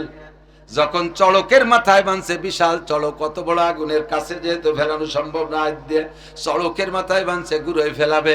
চড়কের মাথায় বাঁধে পিছনে কাছি লাগাইয়া 70 লক্ষ ছিল সেনাবাহিনী নমরুদের সেনাবাহিনীর সংখ্যা ছিল 70 লক্ষ। এই 70 লক্ষের এগেনস্টে ইব্রাহিম আলাইহিস সালামের সেনাবাহিনী ছিল মাত্র 313 জন। বদরি সৈনিক যে কয়জন, ইব্রাহিম আলাইহিস সালামের সেনাবাহিনীর সংখ্যা 313 জন। ইব্রাহিম আলাইহিস সালামের সৈনিকরা তো এখানে কাজে লাগতেছে না। নমরুদের 70 লক্ষ সেনাবাহিনী চড়কের গোড়ায় কাছি বাঁধে একসাথে টানতেছে, কিন্তু চড়করে ঘুরাইতে পারে না। চড়ক জমে টাইট হয়ে আছে। কেন ঘুরে না? এটা তো নমরুদ জানে না, জাননেওয়ালা আল্লাহ জানে, আর একজনও জানে, তার নামও মিস্টার, কি নাম, কি নাম, মিস্টার ইবলিস। খালি ইবলিস, হযরত মাওলানা ইবলিস, মিস্টার ইবলিস। এই মিস্টার ইবলিস যায় নমরুদ রেখায়, মহারাজ তুমি তো দূরের কথা, সারা পৃথিবীর সব মানুষ আইছে যদি টানো, তবু এই চড়ক সরাইতে পারবা না, পিছনে মস্তান লেগে আছে। মস্তানকে হযরত জিবরিল আলাইহিস সালাম আর মিকাইল আলাইহিস সালাম দুইজন যাইয়া দুইটা আঙ্গুল দিয়ে ঠেসে রাখছে, দুইটা আঙ্গুল দিয়ে সড়কের গোড়া চেপে, মাত্র 2 আঙ্গুল, দড়ি কাছি বান্ধে নাই। কেন 2 আঙ্গুল দিয়ে চেপে রাখছে? আর 70 লক্ষ সেনাবাহিনী টাইনে নাড়াইতে পারে না। আল্লাহু আকবার। জিবরাইল আর মিকাইলের আর আজরাইলের মূল বডি শুনলে বুঝবেন যে কি করে সম্ভব। আজরাইল আলাইহিস সালাম, জিবরিল, মিকাইল 4 জন একই সাইজের ফেরেশতা। আজরাইল আলাইহিস সালামের বডি সম্পর্কে বর্ণনা আছে যে উনার মূল বডি যদি আত্মপ্রকাশ করে তাহলে এত বড় একটা বডি হবে, সারা পৃথিবীতে যত পানি আছে সমস্ত পানি যদি আজরাইলের মাথায় ডালে, মাথার তালু ভিজে চুলের আগা পর্যন্ত আসবে না। সারা পৃথিবীতে কত পানি হবে? 10 বালতি। আটলান্টিক মহাসাগর, প্রশান্ত মহাসাগর, আরব সাগর, বঙ্গোপসাগর, চীন সাগর আর ভারত সাগর, সব সাগর যত 7 সাগর, নদ নদী, খাল বিল আছে, সব পানি ঢাললে আজরাইলের মাথার চুল ভেজবে না। এত বড় আজরাইল যদি সড়কের গোড়ায় একটা আঙ্গুল ফেলে রাখে, নমরুদ কেন সারা পৃথিবীর 800 কোটি মানুষও টানলে পারবো না। ইবলিস টের পাইয়া কয়, ও মহারাজ, মস্তান বসে আছে গোড়ায়, যদি সড়ক ঘুরাইয়া সফল হতেই হয় আমল পাল্টাইতে হবে, কাজ করতে হবে। কয় কাজ কি? ওই মস্তান সরানোর জন্য আর কোন তদবির নাই, একটাই মাত্র তদবির, ওই জায়গা ফাহাস কাম করাইতে হবে, যুবক যুবতী দিয়ে, নারী আর পুরুষ দিয়ে অন্যায় করাইতে হবে, বাস্তবে একেবারে ওপেনে তাদেরকে দিয়ে আকাম করাইতে হবে। আর এই অবস্থায় ফেরেশতা জিবরাইল ফেরেশতার একজনও দেখে লজ্জায় থাকতে পারবে না, তখন ওই জায়গা থেকে জিবরাইল সরে যাবে, তারপরেই তুমি সফল হইতে পারবা। নমরুদ কয়, নো প্রবলেম, এটা কোনো ঘটনাই না। 40 জন যুবতী আর 40 জন যুবক, এদেরকে নিয়া এই ফাহাস কামে সে জায়গা রত করাই দিছে, লিপ্ত করাইছে। জিবরাইল কয়, আল্লাহ আর তো থাকতে পারলাম না, এই অপকর্মের ভিতরে কিভাবে থাকবো, তোমার ইব্রাহিমরে আর কিভাবে বাঁচাবো? আল্লাহ কয়, বাঁচানোর মালিক তুমি না, বাঁচানোর মালিক আমি আল্লাহ। ওহী ওয়া উমিত, বাঁচাইও আমি, মারিও আমি, নমরুদের কোনো ক্ষমতা নাই, তোমাদের দায়িত্ব এটা আমি দেই নাই। আসো, চলে আসো, ওই লজ্জাজনক জায়গায় থাইকো না। এরা চলে আসছে, আর চড়ক লুজ হয়ে গেছে, এখন টান দিলেই ঘুরবে। শয়তান তো সর্বকালে শয়তানি করতে লেগে আছে। নমরুদরে যে আর একটা কুপরামর্শ দিল, হ্যাঁ মহারাজ, আমি তোমাকে অনেক আগেই আইছি দুনিয়ায়, অনেক অভিজ্ঞতা, আমার অভিজ্ঞতার আলোকে একটা কথা বলবো। বলেন। এই ইব্রাহিমের সারা গায়ে যে জামা কাপড় আছে, ওর ভিতরে জাদুতে ভরা। তুমি যত আগুন বানাও না কেন, ওর ওই পোশাক পরবেই না, ও কোনো স্পর্শ করবে না। কাজেই যদি ইব্রাহিমকে পোলায় মারতে হয়, জামা কাপড় খুলে ফেলতে হবে। উদ্দেশ্য হলো একজন নবীকে অপমান করা, গায়ের কাপড় খুলে উলাঙ্গা করে তাকে অপমান করবে। নমরুদ বলেন, হ্যাঁ তাহলে তার গায়ের জামা কাপড় খুলে ফেলো। যখন চড়ক ঘুরানোর আগে গায়ের জামা কাপড় খোলার সিদ্ধান্ত একমত হইল, তারপরে আল্লাহ পাক রব্বুল আলামিন জিবরিল আলাইহিস সালামকে ডাইকে বলে, জিবরাইল, গায়ের জামা খুলবে, তাতে পুরুষের সতর খোলে না, পরনের নিচের যে কাপড়টা আছে ওইটা যখন খুলবে, মুসলিম জাতির পিতার কাপড় খুলবে, কি বলা হয়, সে কাপড় বস্ত্রহীন হয়ে যাবে, মানুষের সামনে লজ্জা পাবে, এইটা হতে দেয়া যাবে না। একদিক দিয়ে পরনের কাপড় খুলবে, আর একদিক দিয়ে তার জান্নাতের পোশাক পরাইয়া দিবা। আল্লাহ, এত তাড়াতাড়ি জান্নাতের পোশাক কোথায় পাইব? কয়, তা জানি না। জিবরিল আলাইহিস সালাম মুহূর্তের মধ্যে উড়াল দিলেন, 2টা ডানায় একবারে বাড়ি মারলে 1,86,000 মাইল পথ যায়। জিবরাইল কয়, দ্রুত গতিতে জান্নাতের কাপড় আনতে গিয়ে আমি আমার 600 ডানা ব্যবহার করেছি, চোখের পলকে গেছি আর আনছি। জামা আনার সময় আল্লাহ কয়, আরে জামা তো নিবা, সাথে জান্নাত থেকে একটা খাট নিয়ে যাও, আমার ইব্রাহিমের পায়ের নিচে বিছাইয়া দিবা, নমরুদের ওই অভিশপ্ত কাঠের উপরেও বসবে না। জিবরিল আলাইহিস সালাম জান্নাতি জামা আইনা আর জান্নাতি খাট পালঙ্গাই না, আগুনের ভিতরে খাট বিছাই দিয়া একদিক দিয়ে নমরুদ পরনের কাপড় খোলে, আর একদিক দিয়ে ইব্রাহিম আলাইহিস সালামকে আল্লাহ পাক জান্নাতি পোশাক পরায় দেয়। পরনের সব কাপড় খোলা হয়ে গেছে, জান্নাতি পোশাক তো মানুষের চোখে আসতেছে না, অথচ জান্নাতি পোশাক যেহেতু গায়ে পরানো দেখা যাচ্ছে না, পরনের মূল কাপড়টা খুলে ফেললে তো শরীরে শরম দেখা যাবে। নমরুদ কয় কি রকম কাপড় খুললে ইব্রাহিমের কিছু তো দেখা যায় না, কাপড়ও দেখা যায় না, শরমও দেখা যায় না। কয় ঠিক আছে, না দেখা যায় না যাক, ও তো একটা জাদুকর, এই জাদু দিয়ে হয়তো শরমকে ঘিরে রাখছে, ফেলাও আগুনে। আগুনের ভিতরে নিক্ষেপ করেছে, মাঝখানে নিয়ে চলক দিয়ে ঘুরাইয়া সেই খাটের উপরে নিয়ে ফেলাইছে।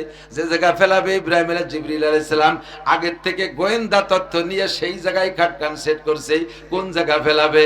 খাটের উপরে সে বসায় দিছে, ইব্রাহিম আলাইহিস সালাম খাটের উপরে বসা, এক খাটের এক কোণায় জিবরিল আলাইহিস সালাম বসা। একটু বলেন না সুবহানাল্লাহ। আগুন দুইজনের গায়ে তেসর হয়ে গেছে, ফেরেশতারা নারায় তাকবীর দিচ্ছে, ফেরেশতারাও জানে না যে পড়বে না।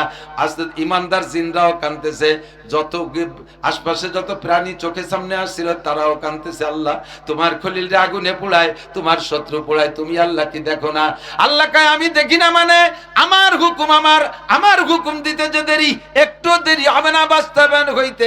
আল্লাহ পাক ডাক দিয়ে বললেন কুলনা ইয়া নারু কুনি বারদান ওয়া সালামান আলা ইব্রাহিম, হে আগুন আমার ইব্রাহিমের গায়ের একটা লোমও যেন পড়ে না। আল্লাহু আকবার। এক ডেকেছেন ইব্রাহিম নবী, নমরুদের আগুনে পড়ি, আগুন হইল ফুল বাগিচা, আগুন হইল ফুল বাগিচা, পশম জ্বলে না, খোদা তোমায় ডাকতে জানি না। আল্লাহ পাক রব্বুল আলামিন আগুনকে নির্দেশ দিয়েছে, আগুন তুই আমার ইব্রাহিমের গায়ের একটা লোমও পুড়াবি না, আর ঠান্ডা হয়ে যাবি, তবে এমন ঠান্ডা যেন হবি না আমার ইব্রাহিমের যেন ঠান্ডার কারণে কষ্ট হয়। আল্লাহর হুকুমে আগুন বড় সুন্দর শান্তিদায়ক ঠান্ডা হয়ে গেছে। ইব্রাহিম আলাইহিস সালামের পাশে বসে জিবরাইল জিজ্ঞেস করে, ভাই ইব্রাহিম কষ্ট হচ্ছে না তো? ইব্রাহিম আলাইহিস সালাম কয় আগুন কো? আগুন তো যা আছে। আগুনে এমন একটা বিস্ফোরণ ঘটাইছে, একে বিস্ফোরণে চতুর্দিকের 50 মাইলের মধ্যে যা ছিল পাশে সব পুড়ে ছাই হয়ে গেছে। মাঝখানে ইব্রাহিম আলাইহিস সালাম বসে আছে শান্তির সাথে। আগুন কিছুদিন পরে যখন স্বাভাবিক হয়ে নিভে গেছে, নমরুদ তো বাইরে থেকে খুশিতে লাফাচ্ছে, ও তো টের পাচ্ছে না যে ইব্রাহিম তাজা আছে। কয়েকদিন পর ইব্রাহিম ভিতরে বের হয়ে চলে আইছে, কন্যা সুবহানাল্লাহ। আগুন যখন এইভাবে বিশাল ভাবে ধাউ ধাউ করে জ্বলতেছে, ইব্রাহিম আলাইহিস সালাম মাঝখানে বসা। ইতিমধ্যে একটা ব্যাং ওই ব্যাং আইসা আল্লাহর কাছে মুনাজাত করছে, রব্বুল আলামিন আমার তো তেমন কোনো ক্ষমতা নেই, তোমার ইব্রাহিম আগুনের মধ্যে পড়বে, নমরুদ পোড়াইবে, আমি কি করতে পারি, কি সহযোগিতা করতে পারি, আমি কি করতে পারি? আল্লাহ কয় তুমি কি করতে পারবে, এত বড় আগুনের কাছে তোমার কি ক্ষমতা আছে? ব্যাঙ্গে কয় আল্লাহ তুমি অনুমতি দিলে আমি নিবানোর জন্য একটু চেষ্টা করি। যেই আগুন উঠে গেছে 2 কিলোমিটার, সেই আগুন ব্যাঙ্গে নিভেবে। কয় তোর কি দমকল আছে, তোর কি ফায়ার সার্ভিস আছে, তোর কি স্যালক কি বলা হয় এই দমকল আছে, এগুলো আছে? কয় আল্লাহ আমার কাছে দমকল নাই, আমার কাছে একটা কল আছে।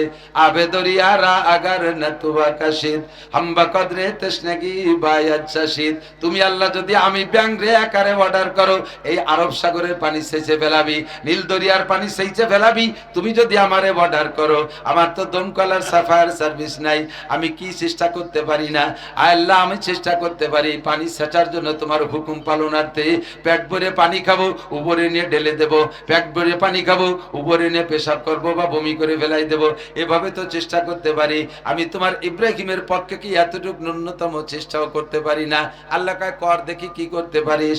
ব্যাঙ্গে সাগরের থেকে পানি খাইয়া পরিমাণ মতো পানি টাইম দেরি করার পরে যখন পানিটুক পেটের মধ্যে পেশাব হয়ে গেছে, এবার দূরের থেকে জাম করে 3 বার পেশাব করছে। যেই আগুনের কাছে মানুষ 1 মাইলের মধ্যে যাওয়ার ক্ষমতা রাখে না, ব্যাঙ্গে কি সেই কাছে যাইয়া পেশাব করতে পারছে নাকি? ও দূরিতে পেশাব করিতেছে, হয়তো 1.5-2 হাত দূরে গেছে, আগুনের কাছেও যায় নাই, আগুনের কোনো ক্ষতি হয় নাই। আল্লাহু আকবার। ব্যাঙ্গের পেশাবে আগুনের কোনো ক্ষতি হয় নাই, ইব্রাহিমের কোনো উপকার হয় নাই, নমরুদের 1 পয়সার ক্ষতি হয় নাই। ফাঁকে হইছে ব্যাং ইব্রাহিম আলাইহিস সালামের পক্ষপাতিত্ব করেছে আর নমরুদের সাথে বিরোধিতা করেছে। এর কারণে আল্লাহ পাক রব্বুল আলামিন ব্যাঙ্গের মর্যাদা বাড়াইয়া দিছে। আল্লাহ কয়, হে ব্যাং, তুই আমার ইব্রাহিমের পক্ষ নিয়েছিস, আমি তোর জন্য 3টা পুরস্কার রাখলাম। কয়টা? 3টে পুরস্কার। 1 নম্বর পুরস্কার হলো জীবন, তোর 1 নম্বর পুরস্কার হলো, আরে আশরাফুল মাখলুকাত মানব জাতি একমাত্র নবী পাক সাল্লাল্লাহু আলাইহি সাল্লাম ছাড়া আবু বকর থেকে নিয়ে আজ পর্যন্ত আব্দুল কাদের জিলানী বলেন, মঈনুদ্দিন চিশতি বলেন, নিজামউদ্দিন আউলিয়া বলেন, কুতুবউদ্দিন বখতিয়ার কাকি বলেন, সরমুনার পীর সাহেব বলেন, আর আহমদ শফি সাহেব বলেন, আর সদস্য বলেন, আর যত আলেম বলেন, যত যা বলেন, সকলের পেশাব পায়খানা নাপাক না পাক? পাক না নাপাক? মানুষের পেশাব পাক না নাপাক? সাহাবায়ে কিরামদের পেশাবও নাপাক। আল্লাহ কয়, হে ব্যাং, 1 নম্বর পুরস্কার, তোর পেশাবরে আমি পাক ঘোষণা দিয়ে দিলাম। রাতের বেলা ব্যাঙ্গের গায়ে লাথি লাগলে পেশাব করে দেয়, দেখছেন না? লুঙ্গিতে লাগে, নিশ্চিন্তায় ওই লুঙ্গি দিয়ে নামাজ পড়বেন, ধোয়া লাগবে না। 1 নম্বর পুরস্কার, তোর পেশাব পাক। 2 নম্বর পুরস্কার, তোর পেশাবে বরকত দিয়ে দিলাম, কোনোদিন পেশাবে কম পড়বে না। 1 রাত্রি যদি 1 ব্যাঙ্গের গায়ে 20 বারও লাথি লাগে, 20 বারে একই পরিমাণ পেশাব করে, মাঝেও কোনো জায়গাতে পানি খাইয়ে আসে না, নাকি ওর সাথে মাম পানির বোতল থাকে? পানির বোতল থাকে। যতবার লাথি লাগে অতবার পেশাব করে, পেশাব আসে কোন জায়গার থেকে? ওই 2 নম্বর পুরস্কার, তোর পেশাবে করে দিন কম পড়বে না, বরকত দিয়ে দিলাম। 3 নম্বর পুরস্কার তোর জন্য, আরে দুনিয়ায় কত ব্যাং মানি, আমরা ব্যাং মারি না? ব্যাং, এই ব্যাঙ্গে ক্ষতি করি কার উপকার করুক? ব্যাংরে অনর্থক, বিশেষ করে উপক্ষতি যদি না করে, ক্ষতি যদি না করে, ব্যাং মারা হারাম, ব্যাং মারা হারাম। ব্যাংরে মারবি না, ব্যাং মানুষের মুসলমানদের পক্ষে আজীবন, ব্যাঙ্গে আজীবন মানুষ মুসলমানদের পক্ষে। আল্লাহু আকবার।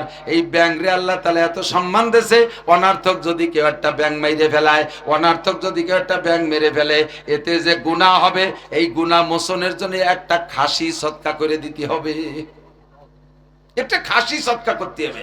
তোর দাম এত দিলাম যে তোরে মারলি, একটা খাসি সদকা না করলে গুনাহ মোচন হবে না। আমি ওই জন্য আমার ড্রাইভারে বলি, রাতের বেলা সুসো মারিস আর ইন্দুর মারিস, যা মারিস মারিস, সাপ কো চাকা তলে পড়ে পড়ে, ব্যাং রে যেন মারিস রে, তাহলে রাতভর চিল্লে পাল্লায় যা কামাইও সেও সদকা দিতে দিতে শেষ হয়েছে। রাস্তায় তো শত শত ব্যাঙের সাথে সাক্ষাৎ হয়, ব্যাঙের সম্মান কে দেছে? আল্লাহু আকবার। আবে দরিয়ারা আগার নতু আকাশিদ হামবা কদরে তশরগি বায়াত শাশিদ। আল্লাহ আল্লাহ আল্লাহ বলতে গেলে অনেক হিসাব নিকাশ করে কথা বলা লাগে। বর্তমান সময় খুব হিসাব নিকাশের সময়, সাবধান থাকবো, সতর্ক থাকবো। আমার কোনো কারণে যেন ধর্মের ক্ষতি না হয়ে যায়, আমার কোনো আচরণে যেন ইসলামের ক্ষতি না হয়। কথা বলেন ঠিক কি ঠিক না? আমার গোপালগঞ্জের বন্ধুরা, আমার গোপালগঞ্জের বন্ধুরা, আমার নিজস্ব গ্রাম এলাকার বন্ধুরা, সাবধান থাকতে হবে। আমি যা কিছু করি না, খাইতে পারবে না, বাঁচানোওয়ালা একমাত্র কে? আর একটু জোরে কে? আমার যুবক বন্ধুরা, কোন নেতার পালায় পড়ে তুমি ধর্ম এবং ধর্মীয়দের সাথে বিয়াদবি করবা না। নেতা তোমার পক্ষে থাকবে না, সেদিন নেতার পাশা নিয়ে অবশ্য শুরু হয়ে যাবে, চিন্তায় পড়ে যাবে। কাজেই খুব সতর্ক থাকতে হবে। একটা ব্যাঙ যদি সামান্য ইব্রাহিম আলাইহিস সালামের আগুনে পেশাব করার কারণে তার এত দাম হইতে পারে, আমরা যদি মুসলমান হইয়া ধর্মের জন্য একটু ন্যূনতম সাহায্য করি, তাতে আমরাই পুরস্কার পাইতে পারি কি পারি না? আল্লাহু আকবার। এখান থেকে আমাদেরকে শিক্ষা গ্রহণ করতে হবে। এবার ইব্রাহিম আলাইহিস সালামের গায়ে সেই জামা, ইব্রাহিম আলাইহিস সালাম মজার একটা মনে পড়ে গেল, ইব্রাহিম আলাইহিস সালাম সেই জামা সহ বের হয়ে যাইছে, আর তো পারলো না। এখন নমরুদ এবার কয়, ইব্রাহিম তোমার আল্লাহর সাথে যুদ্ধ ঘোষণা, তোমারে পারলাম না এভাবে মারতে, এবার তোমার আল্লাহরে মারবো, কও আল্লাহ কি কি নিয়ে আসবে? ইব্রাহিম আলাইহিস সালাম কয়, আবাল তুই আর জাগা বালি না আর দিতি, আর আল্লাহর সাথে যুদ্ধ করবি তুই? কি কোন বাহিনী নিয়ে যুদ্ধ করবে? তোমার আল্লাহ যে বাহিনী পাঠাবে সেই বাহিনী দে, এয়ারফোর্স, নৌবাহিনী, বলো কোনটা দিয়ে আসবে? তো আল্লাহ ইব্রাহিম আলাইহিস সালাম আল্লাহকে বলে, আল্লাহ নমরুদ বলে তোমার সাথে যুদ্ধ করবে, তুমি কোন বাহিনীতে যুদ্ধ করবে ও সেই বাহিনী দিয়ে করবে। আল্লাহকে আমি এয়ারফোর্স দিয়ে যুদ্ধ করব, বিমান বাহিনী। মশা উপরে আসবে,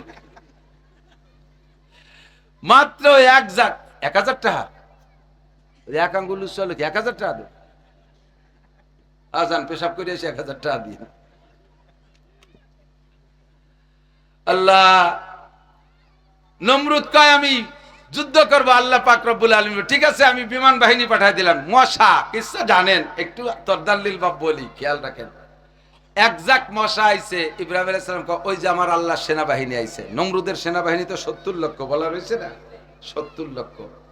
এরপরে এই মশা বাহিনী দিয়ে ওরা আইত্রেছে, ও তো হাতে ডলি মেরি ফেলাই দেব। খুদার কুদরতি ডেঙ্গু মশা।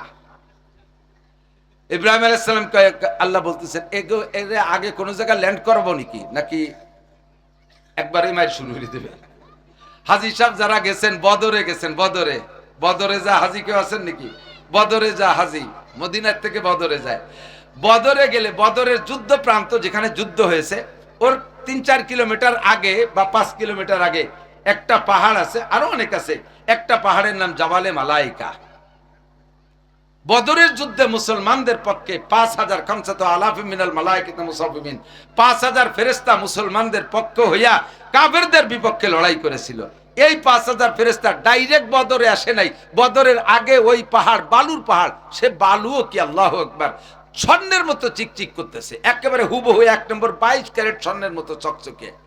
এই বালুর পাহাড়ের উপরে 5000 ফেরেশতা আগে অবতরণ করছে, ল্যান্ড করছে, ওখান থেকে যাইয়ে যুদ্ধ করছে। তো ইব্রাহিম আলাইহিস সালামকে আল্লাহ বললেন এই আমি কি আলাদা কোন জায়গায় ল্যান্ড করাবো পরে আস্তে আস্তে পাঠাবো না কোন সিস্টেমে? তা আল্লাহ পাক বললেন ইব্রাহিম আলাইহিস সালাম আল্লাহ তুমি যেভাবে সিদ্ধান্ত নাও। আল্লাহ কয় না, অন্য কোন জায়গা না, ওই নমরুদের প্রত্যেকটা সৈনিকের মাথা আমার এই এয়ারফোর্সের এক একজনের জন্য এয়ারপোর্ট ওখানে ল্যান্ড করবে, ওখানে মাইর শুরু করে দেবে। মাথায় পড়েই কাল বিলম্ব নাই, ফরাত করে নাকের মধ্যে দিয়ে ঢুকে যায়, ডলা দেওয়ার সুযোগ নাই, ফরাত করে নাকের মধ্যে দিয়ে ঢুকে যায়। আল্লাহ মারতি মারতি সবগুলোর শেষ একটা মশার একটা শয়তান বাইসি আছে, নমরুদ। এই শয়তান ওই মশাটা আল্লাহর কাছে আগে থেকেই কইয়াছে আল্লাহ আমি কিন্তু নমরুদরে মারবো, আর সবাইরে নিষেধ করে দে ওরা অন্যান্য গুলো মারে যেন, আমি কিন্তু নমরুদরে মারবো। ওই মশায় ধাওয়া মারছে নমরুদরে, সব মরা দেখে এখন তো আর টিকতে পারতেছে না, বাড়ির দিকে দৌড়ে যে ভয়তে বাথরুমে যে পায়খানা করে দিয়েছে। আর এই মশাটা সিদ্ধান্ত নেছে যে সবাই ঢুকছে নাক দিয়ে, আমি ঢুকবো উল্টো দিক দিয়ে। উল্টো দিক দিয়ে ঢুকতে যে পায়খানার গোসায় ওর ঠ্যাং এখান খসে গেছে, ওর রাগ আরো বেড়ে গেছে। শয়তান তুই মানে পঙ্গু বানাই ফেললি, তোরে আমি শেষ করবো। এবার নাক দিয়েই ঢুকছে, ঢুকে মগজের মধ্যে মায়ের শুরু করছে। এসে উড়োই দেওয়ার জিনিস না। ফাতাবিরু ইয়া উলিল আবসার, ফাতাবিরু ইয়া উলিল আবসার, মাথার মধ্যে ঢুইকা মগজের ছোট্ট ছোট্ট টোকা মারে। আর যখন কামড় দেয় মগজে তখন তো অসহ্য। আর এটা তো বিষাক্ত মশা, এটা তো ডেঙ্গু মশা, ক্ষুধার গজবের মশা। ওর এক একটা কামড় সাপের বিষের মতো কাজ করতেছে। একটা কামড় দেয় নমরুদ 3-4 হাত লাফ দিয়ে ওঠে, আর এই বাঁচার জন্য মাথায় একটা থাপ্পড় মারে, নিজের মাথায় নিজে থাপ্পড় মারে। থাপ্পড় যখন মারে, যতক্ষণ থাপড়ায় মশা কয় তোর হলো মারার দরকার, তুই নিজে যখন মার খাচ্ছিস আমি এই ফাঁকে একটু জিড়েই নেই, ওই সময় কামড়ায় না। তখন নমরুদ বসছে যে মাথায় থাপড়ালি মারি কামড়ের হাতের বাঁচা যায়, নিজে কতক্ষণ থাপড়াবে, হাতের তো সয় না। তো কর্মচারী একটা ভাড়া আছে, তুই একটু চড়াই দিবি। ও কয় তোরে ফিরি চড়াবো না, টাকা দিতে হবে। 5000 টাকা বেতন দিয়ে চড় কিনে খায়। ফাতাবিরু ইয়া উলিল আবসার, বুদ্ধি থাকলে উপদেশ গ্রহণ করো। 5000 টাকা দিয়ে চড় কিনে খায়। আল্লাহ কয় তোরে কেউ মাংনা চড়াবেও না, যে অবস্থায় আইছিস ফিরি কেউ চড়াবে না। কিছুদিন পরে আল্লাহ মশারে কয় যে দেরি হয়ে যাচ্ছে, তুমি ওই যে বিরতি টাইমে যে মানে ও জুতো যে থাপ্পড় খাস ভিতর দিয়ে যে তুমি কামলাও না, ওরে তো দেরি হয়ে যাচ্ছে মারতি, তাহলে এই চড়ের ভিতরেও কামড়াতে হবে। এখন চড়ের মধ্যেও কামড়ায়, আর মনে করছে যে চড় আস্তে হয়ে যাচ্ছে বিদায় মনে কামড়াচ্ছে। একদম করে কয় যে তুই জুতো দর দি, জুতো দিয়ে বাড়ি দিই সারে নিকি দেয়। তো যখন জুতো দিয়ে পিটে তখন একটু থামে। আল্লাহ কয় এন কর্মচারী কয় যে তোমার জুতো দিয়ে বাড়াবো, বেতন বাড়াই দিতে হবে।